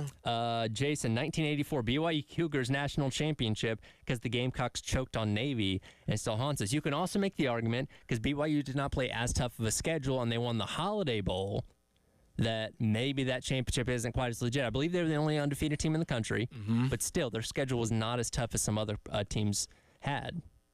Could somebody put an asterisk, maybe especially folks in Tallahassee, on this past year's national championship? I think a lot of people will. I think a lot of people probably put, well, if you're living in Central Florida, over the 2017 or 2016 national championship with Alabama beating Georgia because UCF didn't get their fair shot. Now, I think we can all agree that UCF probably would have lost to Alabama or Georgia if they had the opportunity to play in the college football playoff, but I think a lot of people put an asterisk next to that one. Auburn in 2004, when they didn't get a chance to play in the national championship despite being undefeated, they probably put an asterisk next to that one as well. And yeah, a lot of Florida State people saying, hey, we didn't get a fair shake. And, I kind of agree with them. They should have been in the college football playoff, but, I think they're not going to view Michigan's championship as legit as maybe some other people would. This is really fascinating because you could get down into the depths of these. Any more we got coming in? Oh, now we got to talk about records as well. Yeah, because I think records are very important too. Chris weighs in and says any records held by MLB players in the PED era should have an asterisk. Clemens, Bonds, McGuire, Canseco, guys like that. Here's a good one. Scott, Michael Strahan setting the single-season sack record when Brett Favre just kind of fell to the ground without Strahan really sacking him. That's a good one. That is a very strong one, and obviously we've been having a lot of D-line talk, Strahan being one of the greatest. Now, but all the sacks up to that point, very legit, but that record-breaking the 21 sack, up to that one was very important. But the record-breaking sack was not. It's not the highlight people wanted it to become, where he's just catching him on the blind side and breaking him in half or something like that. Like Brett Favre, and they were friends. You know what I mean? I think you may have been giving him a little bit of a wink, nod, like, hey, bud, I'm not gonna make this one hard on you, and just kind of went to the ground instead of putting up a fight. He did him a solid on that one for sure. Yeah, keep him rolling in. 803-404-6100. Asterisk championships, asterisk records, because our guy from Chicago, I'm blanking on his name, the new champion for the Nathan Musters belt, Patrick Bertoletti. His name is in the records books. He won the championship. However, we know that the real champion wasn't there. And I feel bad for the guy in a way because, again, he did everything right. He won the competition. He ate more hot dogs and buns than anybody else that showed up in Coney Island that day. But even he knows if Chestnut was there, he wasn't going to beat him. So he's obviously proud of the accomplishment. And look, he's been around the competitive eating game for a long time. He's been in this competition for years. People may remember he used to always have the mohawk and would put on these headphones while he was eating, had the Fu Manchu goatee thing. He's been around for a while. So good for him for finally winning the thing. But again, we all know that Joey Chestnut would have won if he had been there. Speaking of Tyler, as you know, when Tyler's here, we have to take advantage of his vast knowledge. There was a pay-per-view event this weekend. There was. WWE's Money in the Bank. When we continue with the early game, we're going to get our reports. All right. Because we need to figure out what's happening. We're conversational now. We know a little bit what's happening. But for many of you who did not watch, Tyler's going to help us fill us in on what happened with WWE's Money in the Bank when we come back on the early game.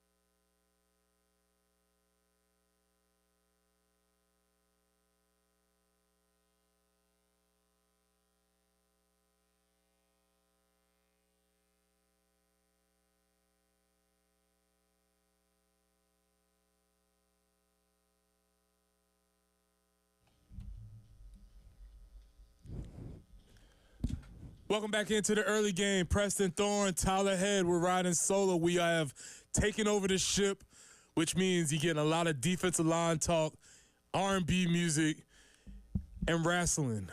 Because my guy Tyler Head is here, and every time I vowed that anytime I'm on the show with Tyler, we will talk a little bit of wrestling because my man has all the knowledge that we need. So Tyler, last week you made us conversational in WWE, but then something else happened. Obviously, we had the Money in the Bank pay-per-view event this past weekend, and so we need to get up to speed with our wrestling happenings. What you got? Yeah, so Money in the Bank this past weekend out in Toronto, which, by the way, shout out to our guy Brandon, who sent me a message the other day that said he enjoys whenever we get to talk some wrestling on here. So appreciate you listening there, Brandon. But yes, Money in the Bank in Toronto. You had the obviously men's and women's Money in the Bank ladder match, which I think the women kind of stole the show this year. Really? Personally, if you have one match to go back and watch from the weekend, I'd say it's worth 17 minutes of your time to watch the women's match because it was the perfect. I'm a sucker for a good ladder match. It's car crash TV at its finest, and I think the women did an even better job than the men did. Drew McIntyre wins the Money in the Bank briefcase struts show, goes to cash in later that night on Damian Priest and Seth Rollins, ends up losing after CM Punk cost him the opportunity. So despite winning the briefcase, he's now lost his opportunity because he already cashed in and lost. So he does not have a championship opportunity later on down the line. Tiffany Stratton won the women's Money in the Bank contract, so now she has a championship opportunity whenever she wants it. Sami Zayn beat Braun Breaker for the Intercontinental Championship, and then the Bloodline defeated Cody Rhodes, Kevin Owens, and Randy Orton in the main event. But not for the championship. This was just a 6-man tag match. It's basically setting up Cody Rhodes and Solo Sikoa at SummerSlam, where many people believe Roman Reigns will make his return and have a Bloodline v. Bloodline type thing going on. So I told you that's if you need to keep up with anything, whatever's happening with the Bloodline is very important to know. That was going to be my question because I was wondering if Roman was wrestling with them. So he's not yet. He's not yet. So he's been out since WrestleMania, filmed some movies. His dad actually passed away the other week as well. But people are anticipating his return very, very soon. Unfortunately, if we're going to be talking wrestling, I do have some bad news to pass along. I got Trick. Lost his title last night at Heatwave. Oh, no. Main event, Fatal 4-Way, great match. No. Hits his trick shot knee, but he hits it on Ethan Page, who falls on Javon Evans while Trick Williams' leg is being held by Shawn Spears. Oh, no. 1, 2, 3. Ethan Page is now the NXT champion. So our guy Trick held it for a while, but unfortunately he's back in pursuit once again. Okay, I was not expecting that. I didn't even know I didn't even know it was up. Yep. I didn't even know it was up. Okay, so that's a tough one. If you're not familiar with us, we have adopted our guy Trick Williams, Matry Belton, a Columbia native former Gamecock player who's now was the NXT champion. I guess he dropped it. He did. And so that'll be a storyline which will be back to following now. Is it better for him to be the champion or him to be pursuing the championship? You know, what works out better for his character? I don't know if you saw this or not on that Who Killed WCW documentary, but Kevin Nash said it's always better when the babyface is chasing as opposed to when they actually have the title because you're building towards something. When they have the title, it's like, okay, now they just got to defend it. It doesn't quite have the same luster. So, and I get that to a degree. I think Trick has done a phenomenal job for somebody that's only been wrestling for a couple years. I think he's supremely talented. Obviously has great personality, very good on the mic and all that kind of stuff. So I'm interested to see what happens when you lose the way that he did. There's you can automatically create the I didn't get my opportunity type of thing. So I'm sure he'll get more shots, coming up. But it was a creative finish. I'll say that. Now with him losing the belt, is that also a possibility that could help him move up? That is something you always have to keep in mind. I don't know if this is the time of year where that kind of thing would happen. That's usually kind of more towards the beginning of the year type thing, but it's never impossible. I do think this is more kind of setting up a program with him and Page to go back and forth a little bit because, again, he did not get pinned to lose his title. So you always kind of have that scapegoat there. But I think he's going to be on the main roster sooner rather than later, maybe within the next year. But I don't quite know if that's happening just yet. Now we're talking asterisk championships, and obviously you could go through a list of them in wrestling. Oh man, do any of them come to the top of your mind where you're talking about asterisk championships in wrestling is concerned? So This was 2007. Vince McMahon won the ECW championship by having Umaga, who was his henchman, essentially, technically win the title, and then he just kind of took it from him. So you have that. This goes back to the WCW documentary. David Arquette winning the WCW World Heavyweight Championship in a tag team match where he was tagging with Diamond Dallas Page, who was the champion, but the rules of the match were whoever got the pinfall became the champion. And that was kind of one of those things that ended up being one of the big downfalls of WCW, that their top prize was basically treated as a joke. That one has a pretty big asterisk next to it. We can't forget probably the biggest one, maybe the biggest one, the Montreal Screwjob, right? Ooh, yeah, that was a big one. Because Brett was supposed to drop the title the next night on Raw, which he'd agreed to. Vince McMahon thought he wasn't going to do it, and he was going to hop ship for WCW and keep the title. So they planned the screw job to put the title on Shawn Michaels to make sure that Brett didn't have it when he left. And obviously, wrestling lore has taken that into the pantheon in the almost 30 years since it happened. Right. Yeah. That might be the biggest one. That might be the biggest asterisk. Yeah. We're talking asterisks and championships. Obviously, if you didn't tune in, we have a lot of these, by the way. Oh, keep them coming in. Let's get some of the ones that we've had. Let's see here. Oh, Lance Armstrong in the Tour de France. Well, yeah. Yikes. Yeah. Let's see. 1966, Alabama had won back-to-back national titles. They were the only undefeated team in the country. Notre Dame and Michigan State tied in the last game of the year. Neither one went to a bowl. Alabama got third. They're saying Alabama should have gotten their third title in a row here. Here's the thing about Alabama. There are some of their titles that they claim after winning like one poll back in like the early 70s. I forget which year it is. They may have been 71, but they lost like one or two games. But this one, because there was like 90 polls back then. And this one obscure poll is like, hey, they're our national champion, so they claim that. I'm not saying that Alabama doesn't deserve to claim all of its national championships, but there's a few there that are certainly questionable. Nameless Texter says 1981 Clemson just because. I get that. Let's see. 1998 Tennessee. This is from Jason. Against Florida State. Back up in the national championship and benefited from the Clint Stoner fumble. Yes. Let's see. Pat's fan here. Okay, he's defending the Tuck rule. Nice. Because there's always the other side of the asterisk. Is like, hey, that doesn't belong there. Yeah. Let's see. Appreciate everybody weighing in here. Damn Sexer says, does Trick Williams, let's see, has last night, yes, he was just, okay, making sure I got the point about Trick Williams losing last night. Yeah, unfortunately, that guy. Yeah. Shout out to Trick. That is most of what I've got here so far. Yeah, keep them coming in. 803-404-6100 if you have any asterisks, championships, or if you wanna contribute as far as in the wrestling report. Again, anytime Tyler is in here, we will be having the wrestling report. Nameless Texter, all of Clemson's championships, #cheaters. I don't know if that one holds up as well, but I get it. Okay, listen. It's not necessarily an asterisk. However, that first championship where they ran the illegal pick play on the end zone, which as a defensive person, it is an illegal pick. I know you offensive people out there will say it is just a passing route. It's just a screen. I know what you're saying out there. However, it was an illegal pick play, and I knew it was coming. And I can't believe that Nick Saban, the defensive back coach of all defensive back coach, did not have his team prepared for that. You know, if one goes in, two's coming out. We know that. You know, it's so funny how many Carolina fans I've seen bring that up just randomly. I saw somebody bring that up a couple weeks ago on Twitter, like not even like provoked or whatever. I obviously I get it. It's the rival, but like, man, that's one they all have not forgotten. Because Tyler, here's what you don't understand. We had that at least.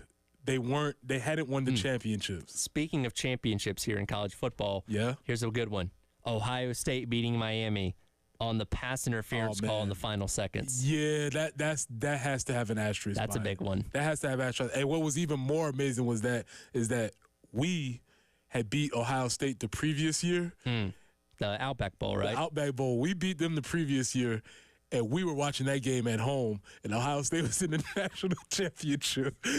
That was mind bending to say the least. It's like, how did this end up happening? How does the team that we beat twice in a row ends up in the national championship? And I'm sitting here in my mother's living room watching this game on TV with my teammates. All right, when we come back in the 8 o'clock hour, hang with us. We're going to be talking a little bit more Coach Paul Mainieri. And obviously, since Preston and Tyler are taking the ship, more D-line talk. We'll get into the edge room. We'll have a little bit more discussion about where the D-line is, especially according to Phil Steele. This is the early game.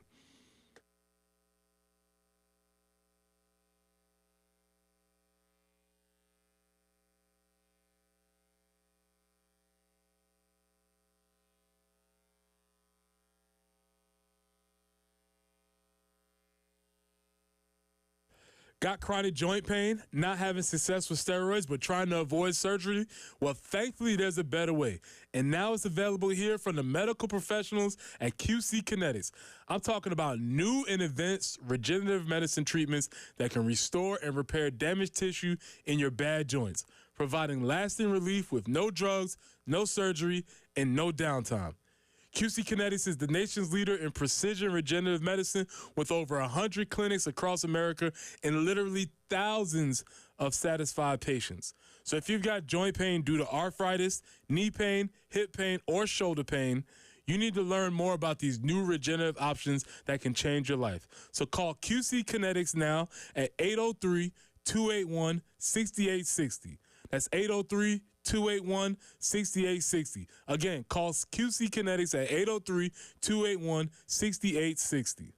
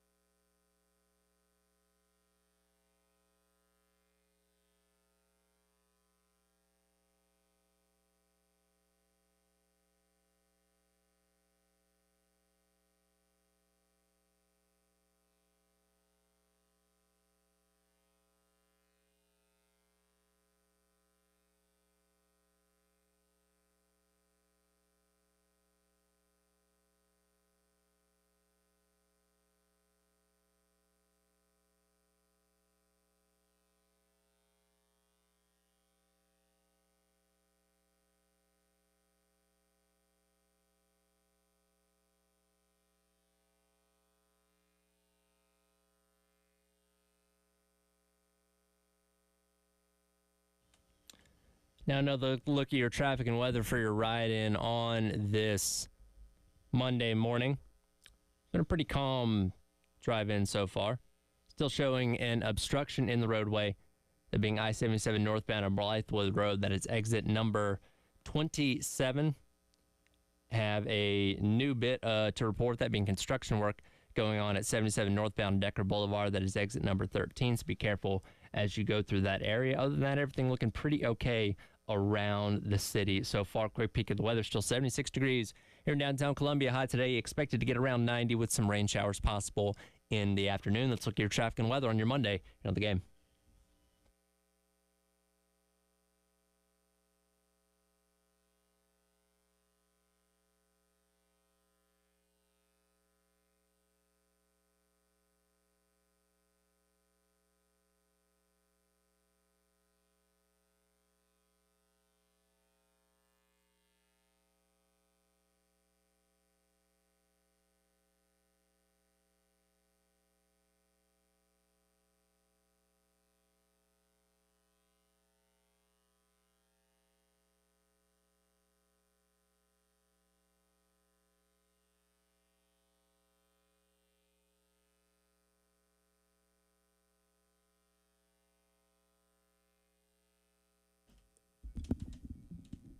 Welcome back into the early game. Preston Thorne, Tyler Head, we're riding solo.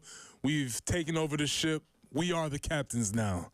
We are running the ship. Bill Gunner's recovering from the 4th of July. Jen's on her way back from the road race in Chicago, which had some eventful events, It did. I would say.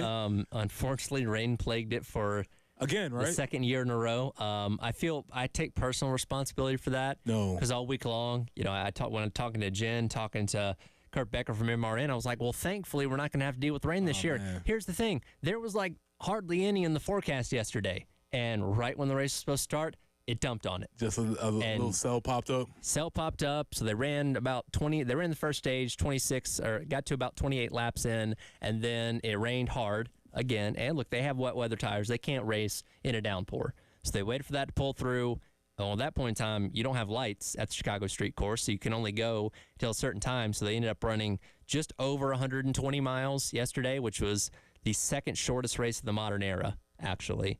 Again, Alex Bowman ends up winning. Controversy with him and Bubba Wallace earlier on in the race. Bubba Wallace didn't appreciate that. Gave him a little hip check after the race. And, unfortunately, for what is such a cold event, rain just keeps stepping in for the second year in a row. Yeah, and it makes it especially difficult in a road race with rain. It does. Really and again, they're great drivers. You put rain tires on there, they can go out there and manage it. But I wanted to see it run without any problems. Asterisks? Oh, man. That is so here's the thing. I don't know how in depth you were with this news. We almost were setting up for an Asterisk championship this year. So Kyle Larson ran the double, or tried to run the double, the Indy 500, right? Yeah, okay. Coke 600. Indy 500 ends up getting delayed, ends up pushing later in the afternoon to where he was not able to run the Coke 600. So he missed the entire race of the NASCAR Cup Series in the Coke 600. The rules state that you must attempt every single race in the Cup Series to be eligible for the championship unless granted a waiver.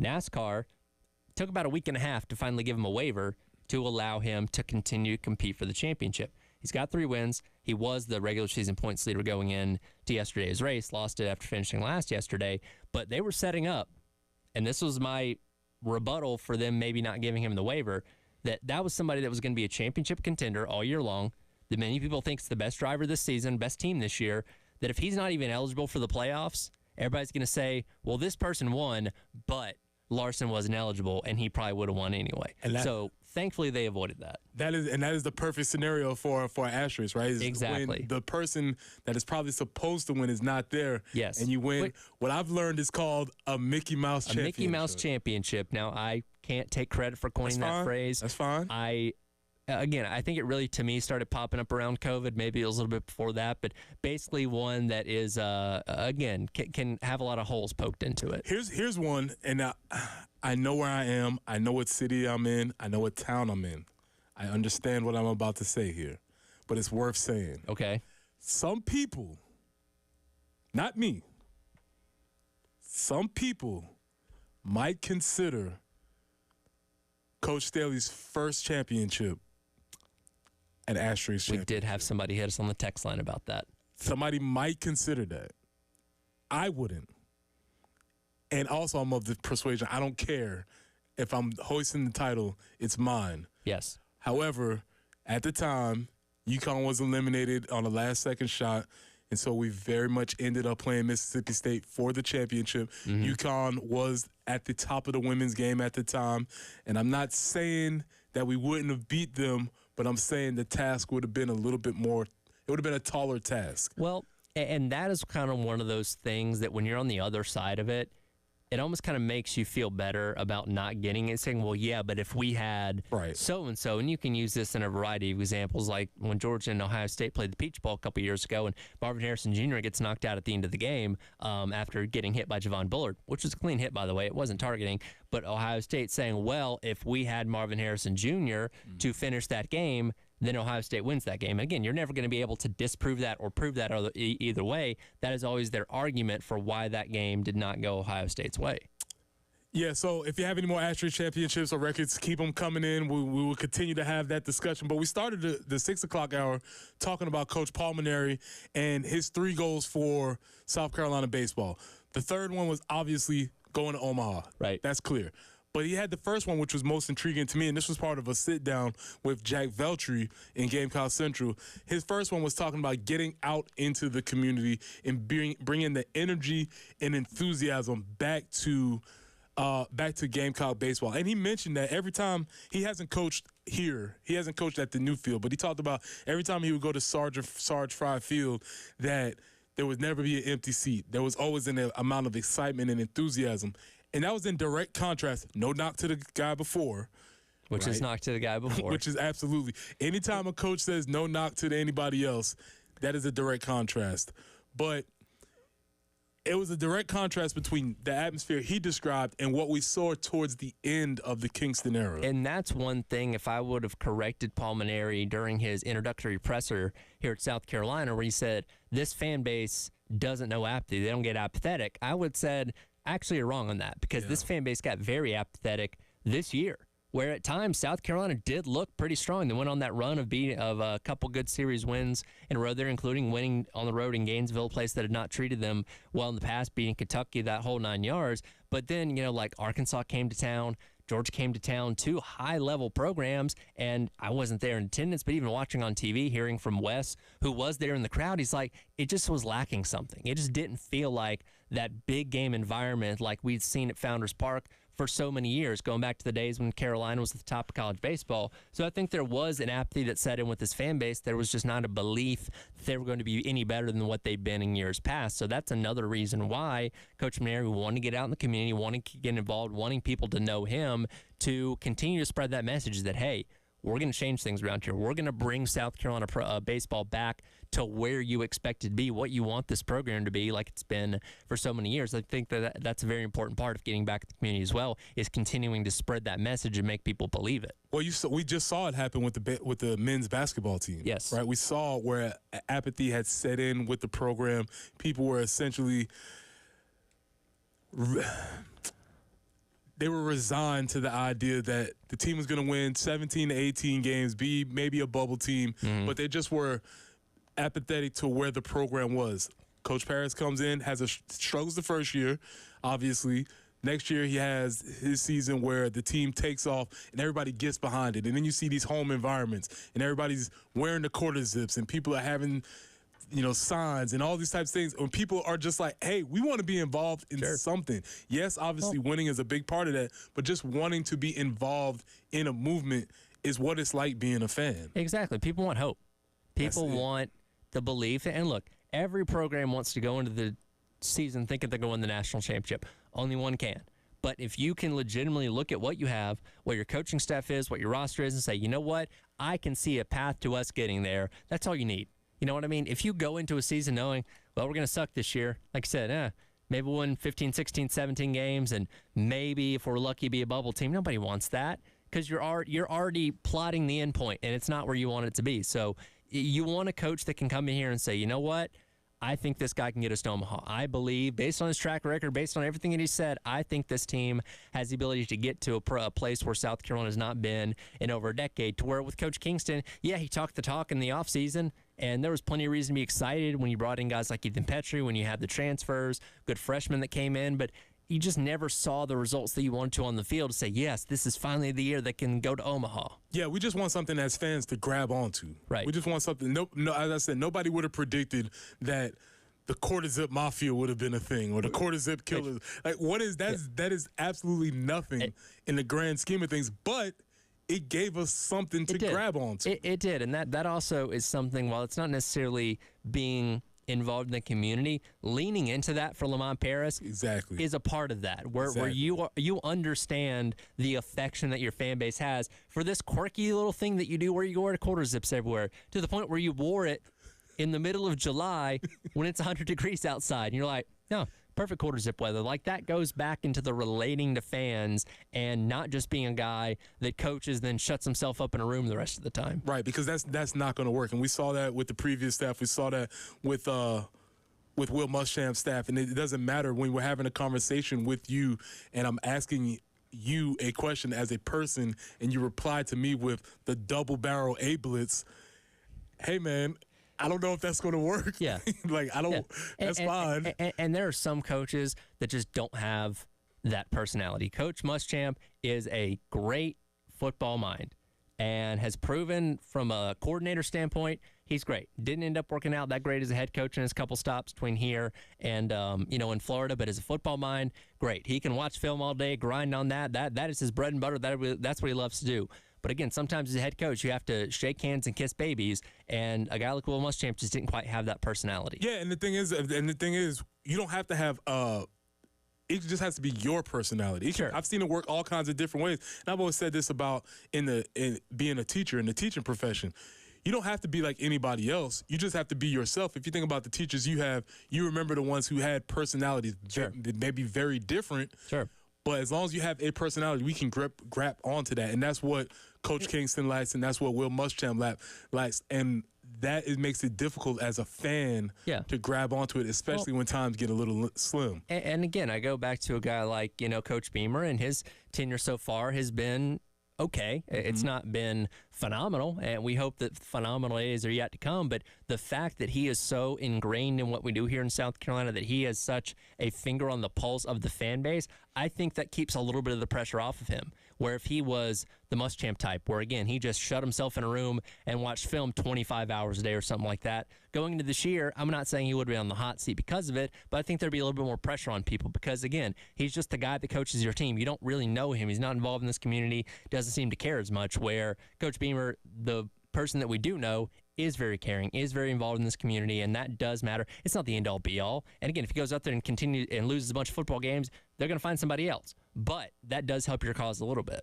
The second aspect that Coach talked about was that not only will he get out in the community, but the players will get out into the community as well. Yes. And I think about this so much with Coach Staley and her team, how you had the freshies who became parts of the community, women that we grew up with, grew to love, watch their journeys throughout the season. These new teams, we come to know these young women, and that's the reasons why they support them, because they're out in their communities, because they're doing things, because we know them as people. Sure. And you find yourself cheering for the person and the player. And to that point, what a lot of times we have some really talented players on the baseball team, but I don't know any of them. Yeah, and again, we've had the ability to have a couple of them in here, but they could definitely do a little bit more in terms of being involved with the community. And I think about that from a fan perspective, where maybe you're not as engaged with, I don't know, Gamecock women's softball or something like that. But if you met Elena Vaughter out in the community in an event, you'd be more keen to 100%. Hey, you know what? I'm going to watch her. I'm going to watch this team and see what they're about, because you have that personal connection. People want to support people that they know. And sure. if you don't know them, then you become a nameless, faceless person, especially in the era of the transfer portal where people are moving in and out and we don't know who's going to be here for years. Mm-hmm. It would be imperative for various teams to get yourself known by the community. And going back to it, we get a lot of football players that come in here and do Garnet Trust Hours, where we get the opportunity to talk to them for an hour, learn their story, learn who they are, both on the field and off the field, and let people know them a little bit. And that goes back into, now that's not necessarily because Shane Beamer is telling them to come on here, but he allows his players to do those kind of things. And we've done that with baseball too, to a degree, not nearly as much as we have with some of the other sports, but it allows us to get that connection, allows people to know who these guys are outside of the helmet and the shoulders pads, because we don't get to hear from them as much. We get to hear from certain players, but not all of them. So when you have that connection, where you can learn a guy's story and learn who they are, off the field and stuff like that, that creates that connection and creates more of a sense of wanting to support them. So that's a two-part program that Coach Paul Mainieri seems to implement. He's going to get out in his community. He's going to encourage his players to get out in the community. And he's talking about accountability and ownership for where the program stands. And I'm really interested to see how that takes place. And while we're talking about getting to know players, because I am hosting today, because I'm the captain of the ship, we are having a lot of D-line talk today. We talked about the defensive tackles earlier. We talked about Travian Robinson. When we come back, we're going to be talking about the edge position, which is exciting because it's a newer roster, but it's a very talented room. And we'll be talking about defensive linemen in the edge, continuing on the early game.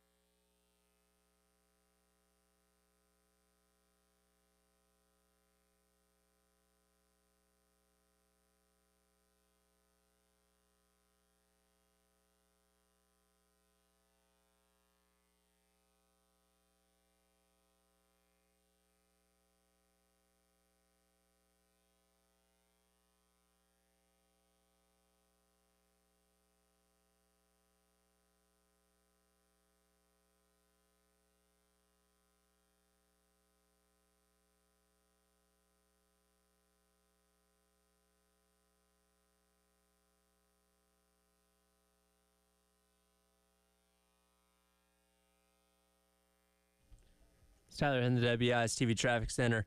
Taking another look at your traffic for your ride in on this Monday morning. Still showing an obstruction in the roadway at I-77 northbound. And Blythewood Road, that is exit number 27. Other than that, as of right now, not seeing any other major accidents going on your roadways here in Columbia. Another quick peek at the weather. Sun's starting to peek out a little bit. 76 degrees here in downtown Columbia. High today getting it up to about 90 degrees with some showers expected to come through this afternoon. Let's look at your traffic and weather for your ride in on this Monday morning here on the early game.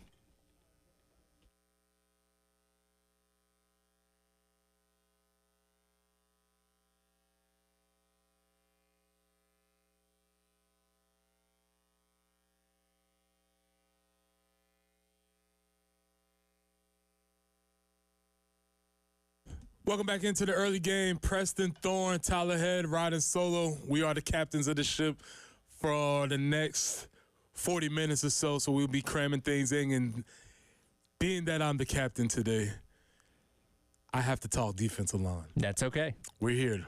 Phil Steele, the overlord of college football preseason rankings, has ranked the South Carolina defensive line unit number 20 in the nation, which I was very surprised at. Not because I don't think that they have the talent to be ranked at 20th, but because oftentimes if you're not a premier performance or a team that's coming off a good season, maybe you might tend to get overlooked in some preseason polls.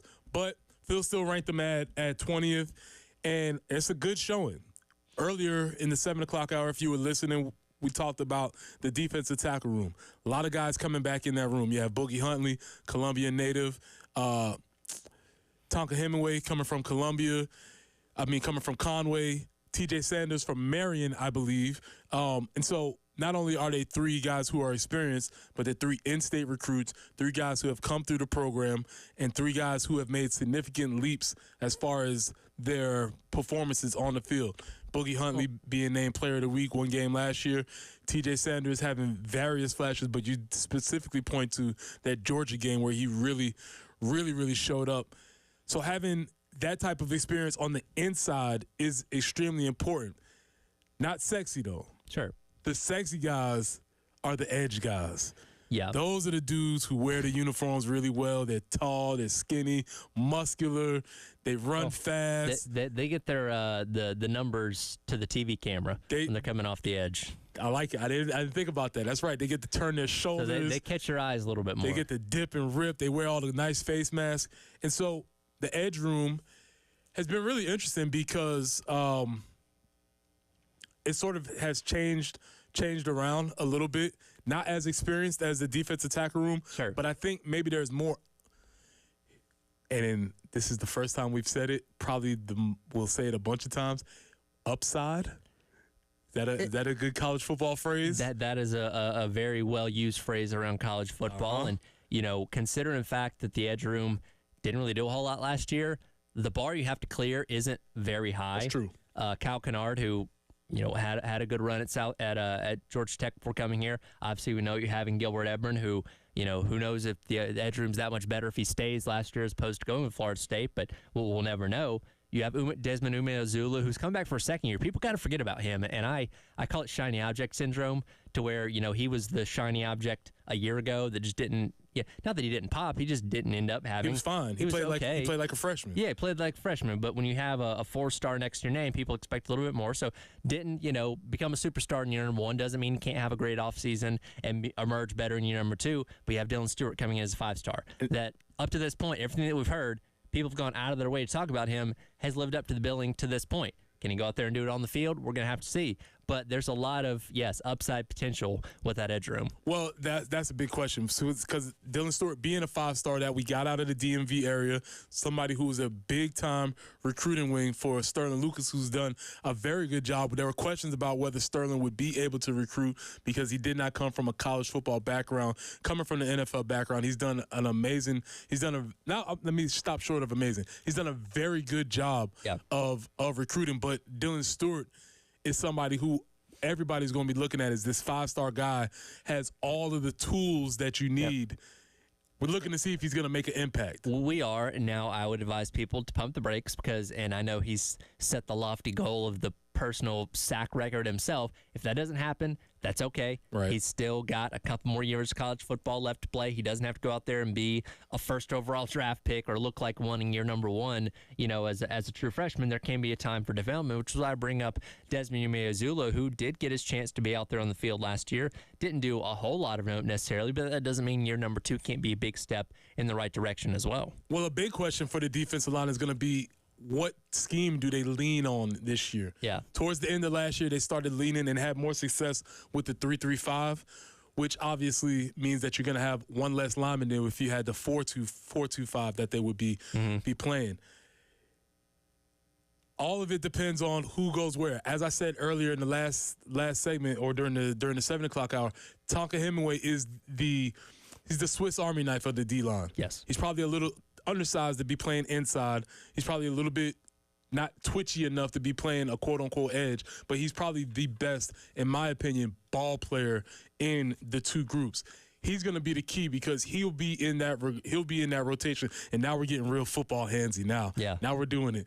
Do you need a whiteboard? I need a whiteboard to be drawing up every type of stuff. But he's going to be the guy that he can either play the end in a 3-3-5, or he can play a 5 technique or a 3 technique in a 4-2-5.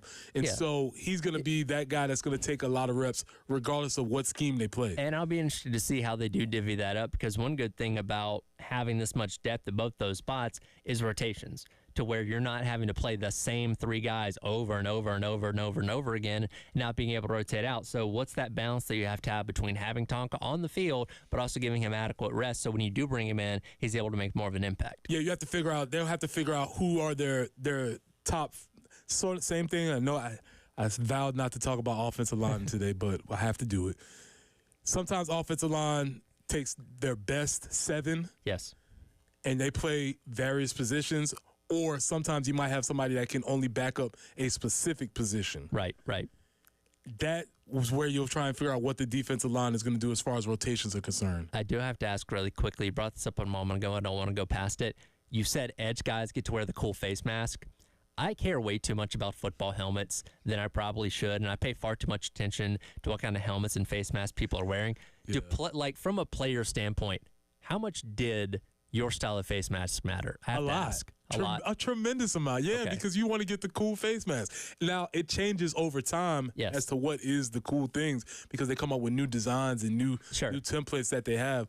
But, yeah, 1,000%, you don't want to walk out there with a sorry face mask, because it just lowers your self-esteem, man. If you walk out there with one of those garbage face masks and they're like, look at this clown. What was the cool face mask when you were playing? Probably more of, it was a cage-ish deal, but we didn't have the cages with so many crossbars. So they have a lot more crossbars where it looks really, really cool, almost like a Bane type of face mask that they have now. Yeah, so I'm looking at yours right here. You had it looks like the big across. You got the 3 in the middle, and then you had that extension on the bottom, like that one little part at the bottom. It's very early 2000s. It's kind of a basic of the basic times. look. Did I have a bull ring on the top? Yes, you do. Yeah, you maybe want to get the bull ring. Yeah, the face mask is extremely important. That's something that I've seen people have arguments with the equipment managers about. Shout out to my guy Chris Matlock. It is an ongoing thing, because if you walk out, like, say if I was to, because look, and it lives on for generations. Oh, of course. What if in that same picture that you look at, I had a crossbow, just like the old school 1970s Notre Dame offensive Come on, lineman. man. I'd be like, man, erase that from the internet. Don't ever pull that picture up again. So yes, the face masks are extremely important, and the edge guys get to wear all the cool ones. That is very true. I'm glad you care as much as I do. Yeah. No. That's a fact. That's a fact. I'd recommend following me, Helmet Stalker, on Instagram if you haven't already, because it's a very good follow. I'm writing that now. Helmet Stalker. Yes. I know too much about what helmets people wear. I'll definitely be checking it out. With that being said, we'll come back to the D-line at the end of the hour, because I'm here. That's what we're going to be talking about. But I also want to get into this conversation. We've been talking about asterisks. We've been talking about all these things that are happening, and lo and behold, we have a question, which if you thought that you were getting rid of the quote-unquote controversy, I have something to show you. Here is the, in the next segment, we'll talk a little bit about the WNBA coming up in the early game.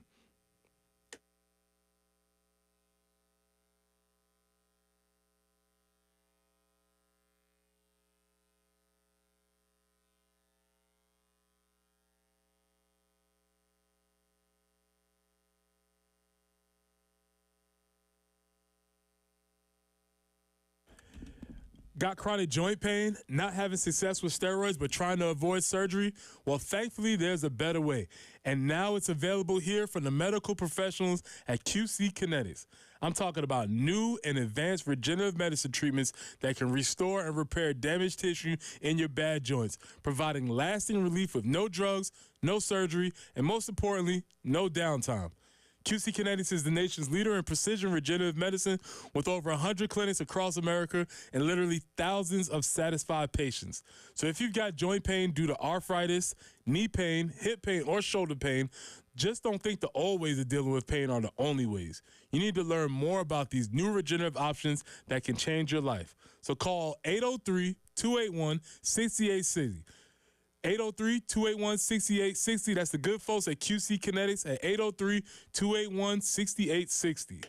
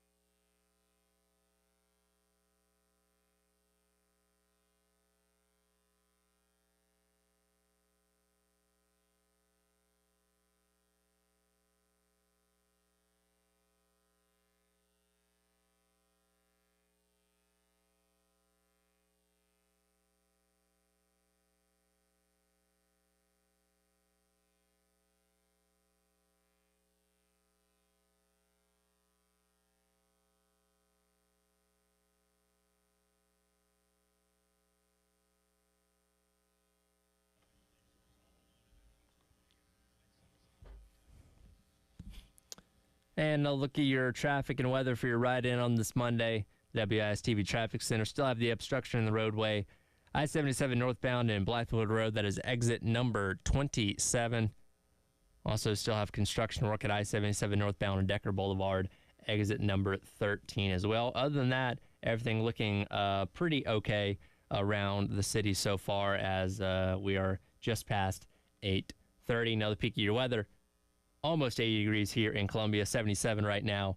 High today is going to get up to about 90 degrees with the chance of showers coming in the early afternoon. Chance of rain persisting throughout the entire week before we get into a little bit of a sunnier weekend. Highs expected all in the low 90s. Let's look at your traffic and weather on your Monday here on the game.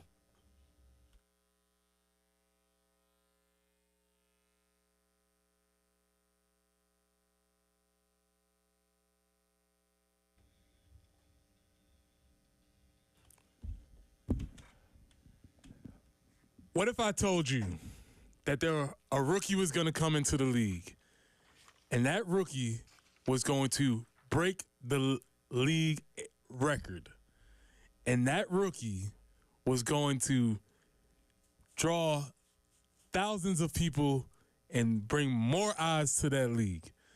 You said that was a win, right? You would think, yeah. Of course. Tyler, I have some bad news. Oh, no. We're on a collision course. It's going to be happening because, fortunately or unfortunately, the two most hyped rookies coming into the WNBA this year were, by everybody's account, Angel Reese and Caitlin Clark. Correct. However, we know that when something happens to people's brains when these two names come up, people just can't contain themselves from making outrageous takes, claiming themselves to be veterans of the WNBA basketball as if they've been watching it all this time. Yep. And the bad sports take come. But here's the thing. Here's the problem, Tyler. They're both playing really well. Exceptionally well. And that's a bad thing for us as sports fans. Because what's next on the horizon is the Rookie of the Year debate. Yes. I've seen it bubbling. It's on the way. Because both of these women are playing extremely well. And here's the thing. When you have two polarizing characters, there's never going to be a right answer. Right. You're never going to be able to satisfy the majority because there's going to be the people that are going to be very happy if Caitlin Clark wins it and furious that Angel Reese didn't win it and vice versa. So you're never, from a marketing standpoint and from my eyes in the league standpoint, fantastic. This is exactly what the WNBA was hoping for when bringing in two high-caliber characters like Angel Reese and Caitlin Clark, in addition to the fact that they're great players, obviously, but they're two names that even the casual sports fan knew coming out of women's basketball that are now carrying that success over into the WNBA. This is exactly what that league wanted. Well, that's the big thing. They have carried that success from college into the WNBA, and that's exactly, as you said, is what the league wanted. So over the weekend, Caitlin Clark becomes the first rookie to get a triple-double with the Fever beating the Liberty, which the Liberty is the best team in the WNBA. That is the first time they beat them out of 4. That being said, she did have a triple-double, 19 points, 13 assists, 12 rebounds. So she was the first rookie to do that. So it's like, man, she breaks that record. Yes. Then, or previous to that, before that, Angel Reese set another rookie record, actually another WNBA record, not a rookie record, for having the most consecutive double-doubles with 13. And Angel Reese is a double-double machine. She's going to get her points. What's more importantly about her is she's going to get her rebounds. And we all, maybe we don't know, but rebounds are a stat of will. Like, you have to want to do that. You got to get in there. You got to get physical. You have to be willing to get there. We know Angel Reese is not afraid to be physical. Correct. And she's leading the W as a whole in rebounding in general. And these two are always going to be intertwined. Right. In their careers, going back to the time in college and the national championship game and the back and forth and all that kind of stuff. And I don't think they necessarily have animosity for each other, but they're always going to be viewed as rivals. And the best rivalries in sports happen when the best players are at odds with each other, or at least framed to be at odds with each other by fans, the media, whatever it may be.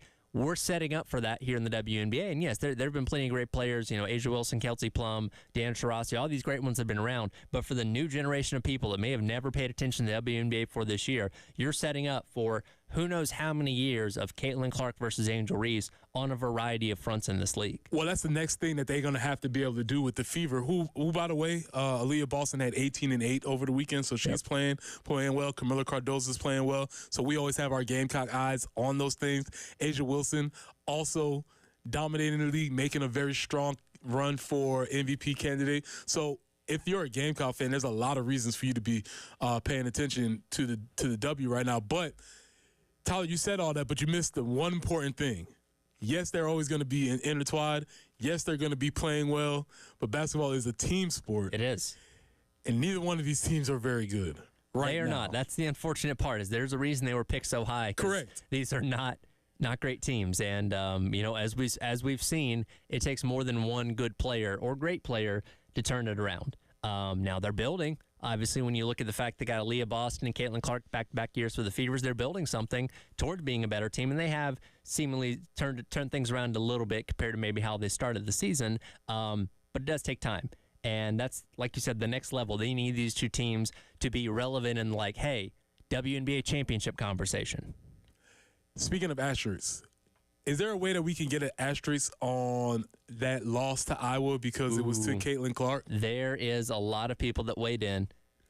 You brought the Carolina's first championship in 2017, that the LSU Hoops last year, because they didn't have to rematch South Carolina, a team that everybody thought would have beaten them again, that there's an asterisk next to that one. Solid. So I'm fighting for it all. I want an asterisk because we had to go against the college basketball's leading scorer ever in history. Right. That should be an asterisk for that. Like, just note that we played her. But also, I do like the idea that, hey, LSU, you didn't have to go against the big dogs. Well, and I'm sure they heard that plenty this offseason. And again, and this is framed as a rivalry in women's college basketball right now, but Carolina's dominated. Yeah, it's not it's not, you do have to have a little back and forth to give the rivalry a little bit more juice, but I get it. Kim Mulkey's a big personality and all that kind of stuff.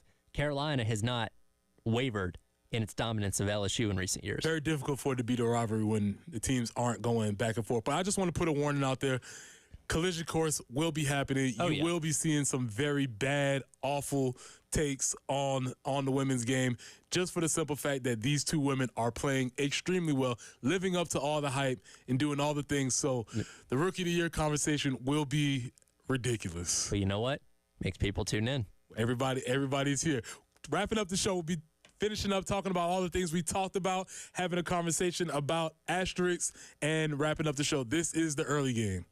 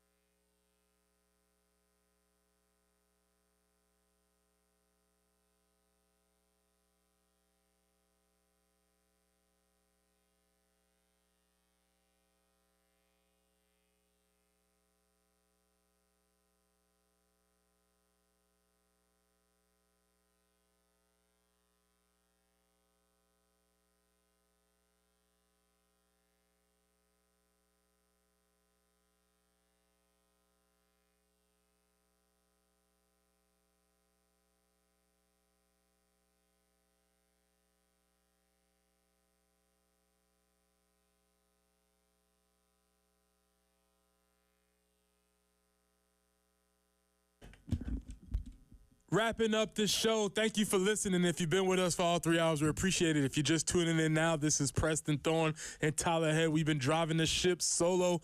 Bill will be back tomorrow. Jen will be back tomorrow. Jen's on the way back from Chicago. Bill's just taking an extra day off. And so we are having the discussion. We've had a lot of discussions today. We talked about Coach Paul Mainieri a little bit, how he wants to get a little bit more involved in the community. And he said one of my favorite phrases in coaches searches, no knock on anybody, the previous staffs. Which we know is always a knock on the previous staff. Yeah, as soon as you say no knock on that, we know exactly. It's very akin to saying no disrespect. Yeah, which means, guess what? I'm going to disrespect you. I don't mean to be offensive. Which, guess what? I'm going to offend you.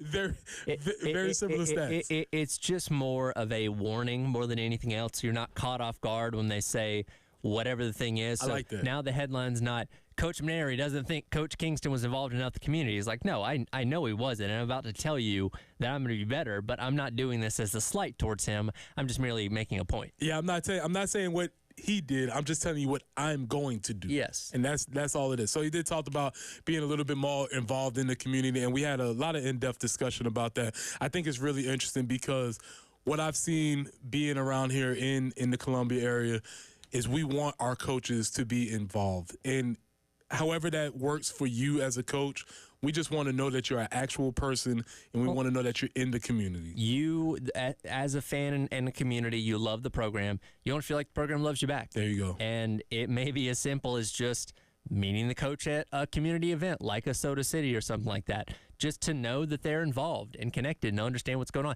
understand what's happening in the lives of the people around them. You know what I mean? Like something as simple as that, I think can really go a long way. Tyler, we also talked about asterisks and championships because it's a very heated topic. The mustard belt was given away, was earned, I guess. I'm not sure the word we're going to use for this, was won by somebody not named Joey Chestnut because Joey Chestnut was not there. Yes. And what we were trying to figure out is, would that belt be considered an asterisk championship? I think it has to be because for Ric Flair here, to be the man, you got to beat the man. Correct. And, when Kobayashi was at the top of the game in the eating contest back in the day, Joey Chestnut came along and beat him, and eventually he became the man. And again, nobody has been able to, at least consistently, again, Stoney did it in 2015, but nobody's been able to consistently beat Joey Chestnut at this game in over a decade. And if Bertoletti would have out-ate Joey Chestnut, we're sitting here saying, man, we got a new champion. We got a new king of the hot dog eating game. But instead, because Chestnut was not there, we're saying, well, yeah, but if he was there, we would have won. So there's not as much legitimacy to the title. So a lot of you all chimed in with some of your asterisk championships. We had anything mentioned from South Carolina women's basketball being mentioned twice on both sides of the coin with the first title, and then LSU maybe having an asterisk by their championship. Any other ones that we hadn't mentioned that you saw? Let's see here. More LSU, another one for the Lakers bubble. I think we've hit all the high points for the most part. Well, we had one brought in by Captain Dave. Yes. We had one brought in by Captain Dave. And this one, I'm going to read it word for word because I was not aware of this story, but some of you may have known this story, but this is definitely a cause for asterisk.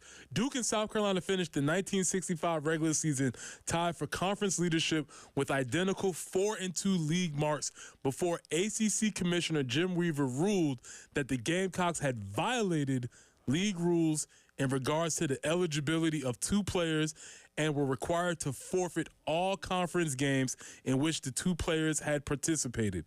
Due to the forfeit wins, they received NC State and Clemson, which had both lost to South Carolina, were declared ACC co-champions with a 5-2 records in league play.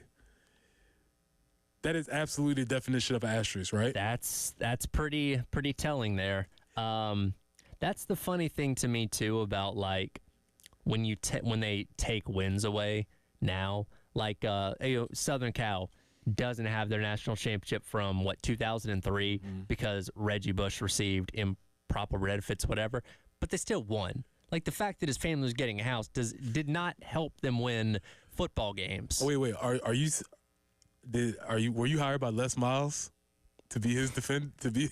Are you Les Miles' defendant? Is that what you're doing here? I can't comment on that. Tyler has other jobs as Les Miles' defendant.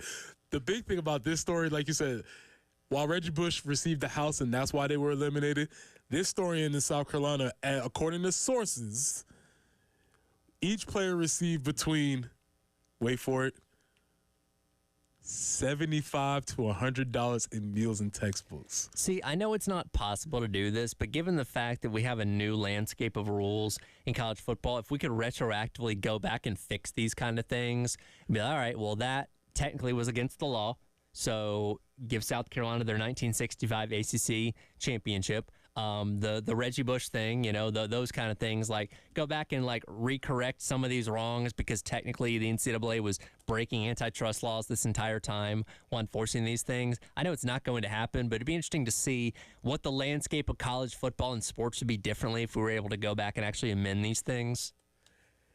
I had to do a real quick research because I wanted to make sure that I saw what you did. Adjusted for inflation. Okay.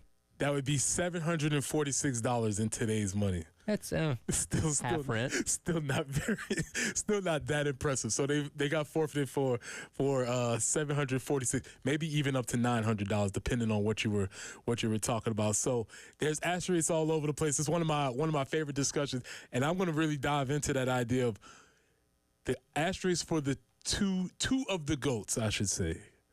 Tom Brady and LeBron both won bubble championships.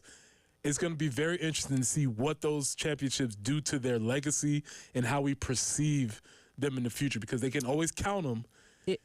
But I wonder if it's going to be one of those things where we that experienced it in the time period might be like, I think it helps that wasn't their only one. Yes. If LeBron's only championship were in the bubble of COVID, we'd be like, I don't know about that one. But the fact that he's won other ones, as well as Brady winning multiple championships in Alabama on the college football side of things, I think it just becomes like a weird footnote that, they won the championship in the COVID year, which, again, you may not count as legitimate, but it's not seen as a fluke necessarily because they have a track record of championships beforehand. Well, they also have two of the greatest championships, in my opinion. You have, Tyler, I'm really sorry to say this, 28-3. Yeah, I know. I'm sorry. I opened my mouth before I realized who I was talking to. Yeah, and then also LeBron has the 3-1 comeback with Cleveland. That's true. Those are two of the greatest championships by anybody at any time in sports history. So you could have it.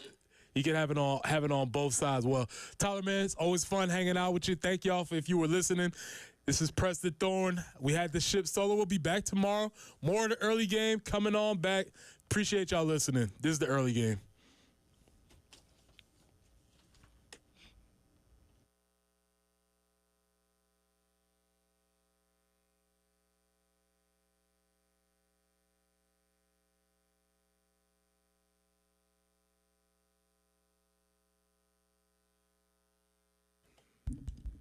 Preston here. Let me tell you about my friends at Integrated Media. It's time to get ready. There's 54 days left until the season, which means there is time to get your setup ready for the season. You can get your outdoor setup with Samsung Terrace TVs that are water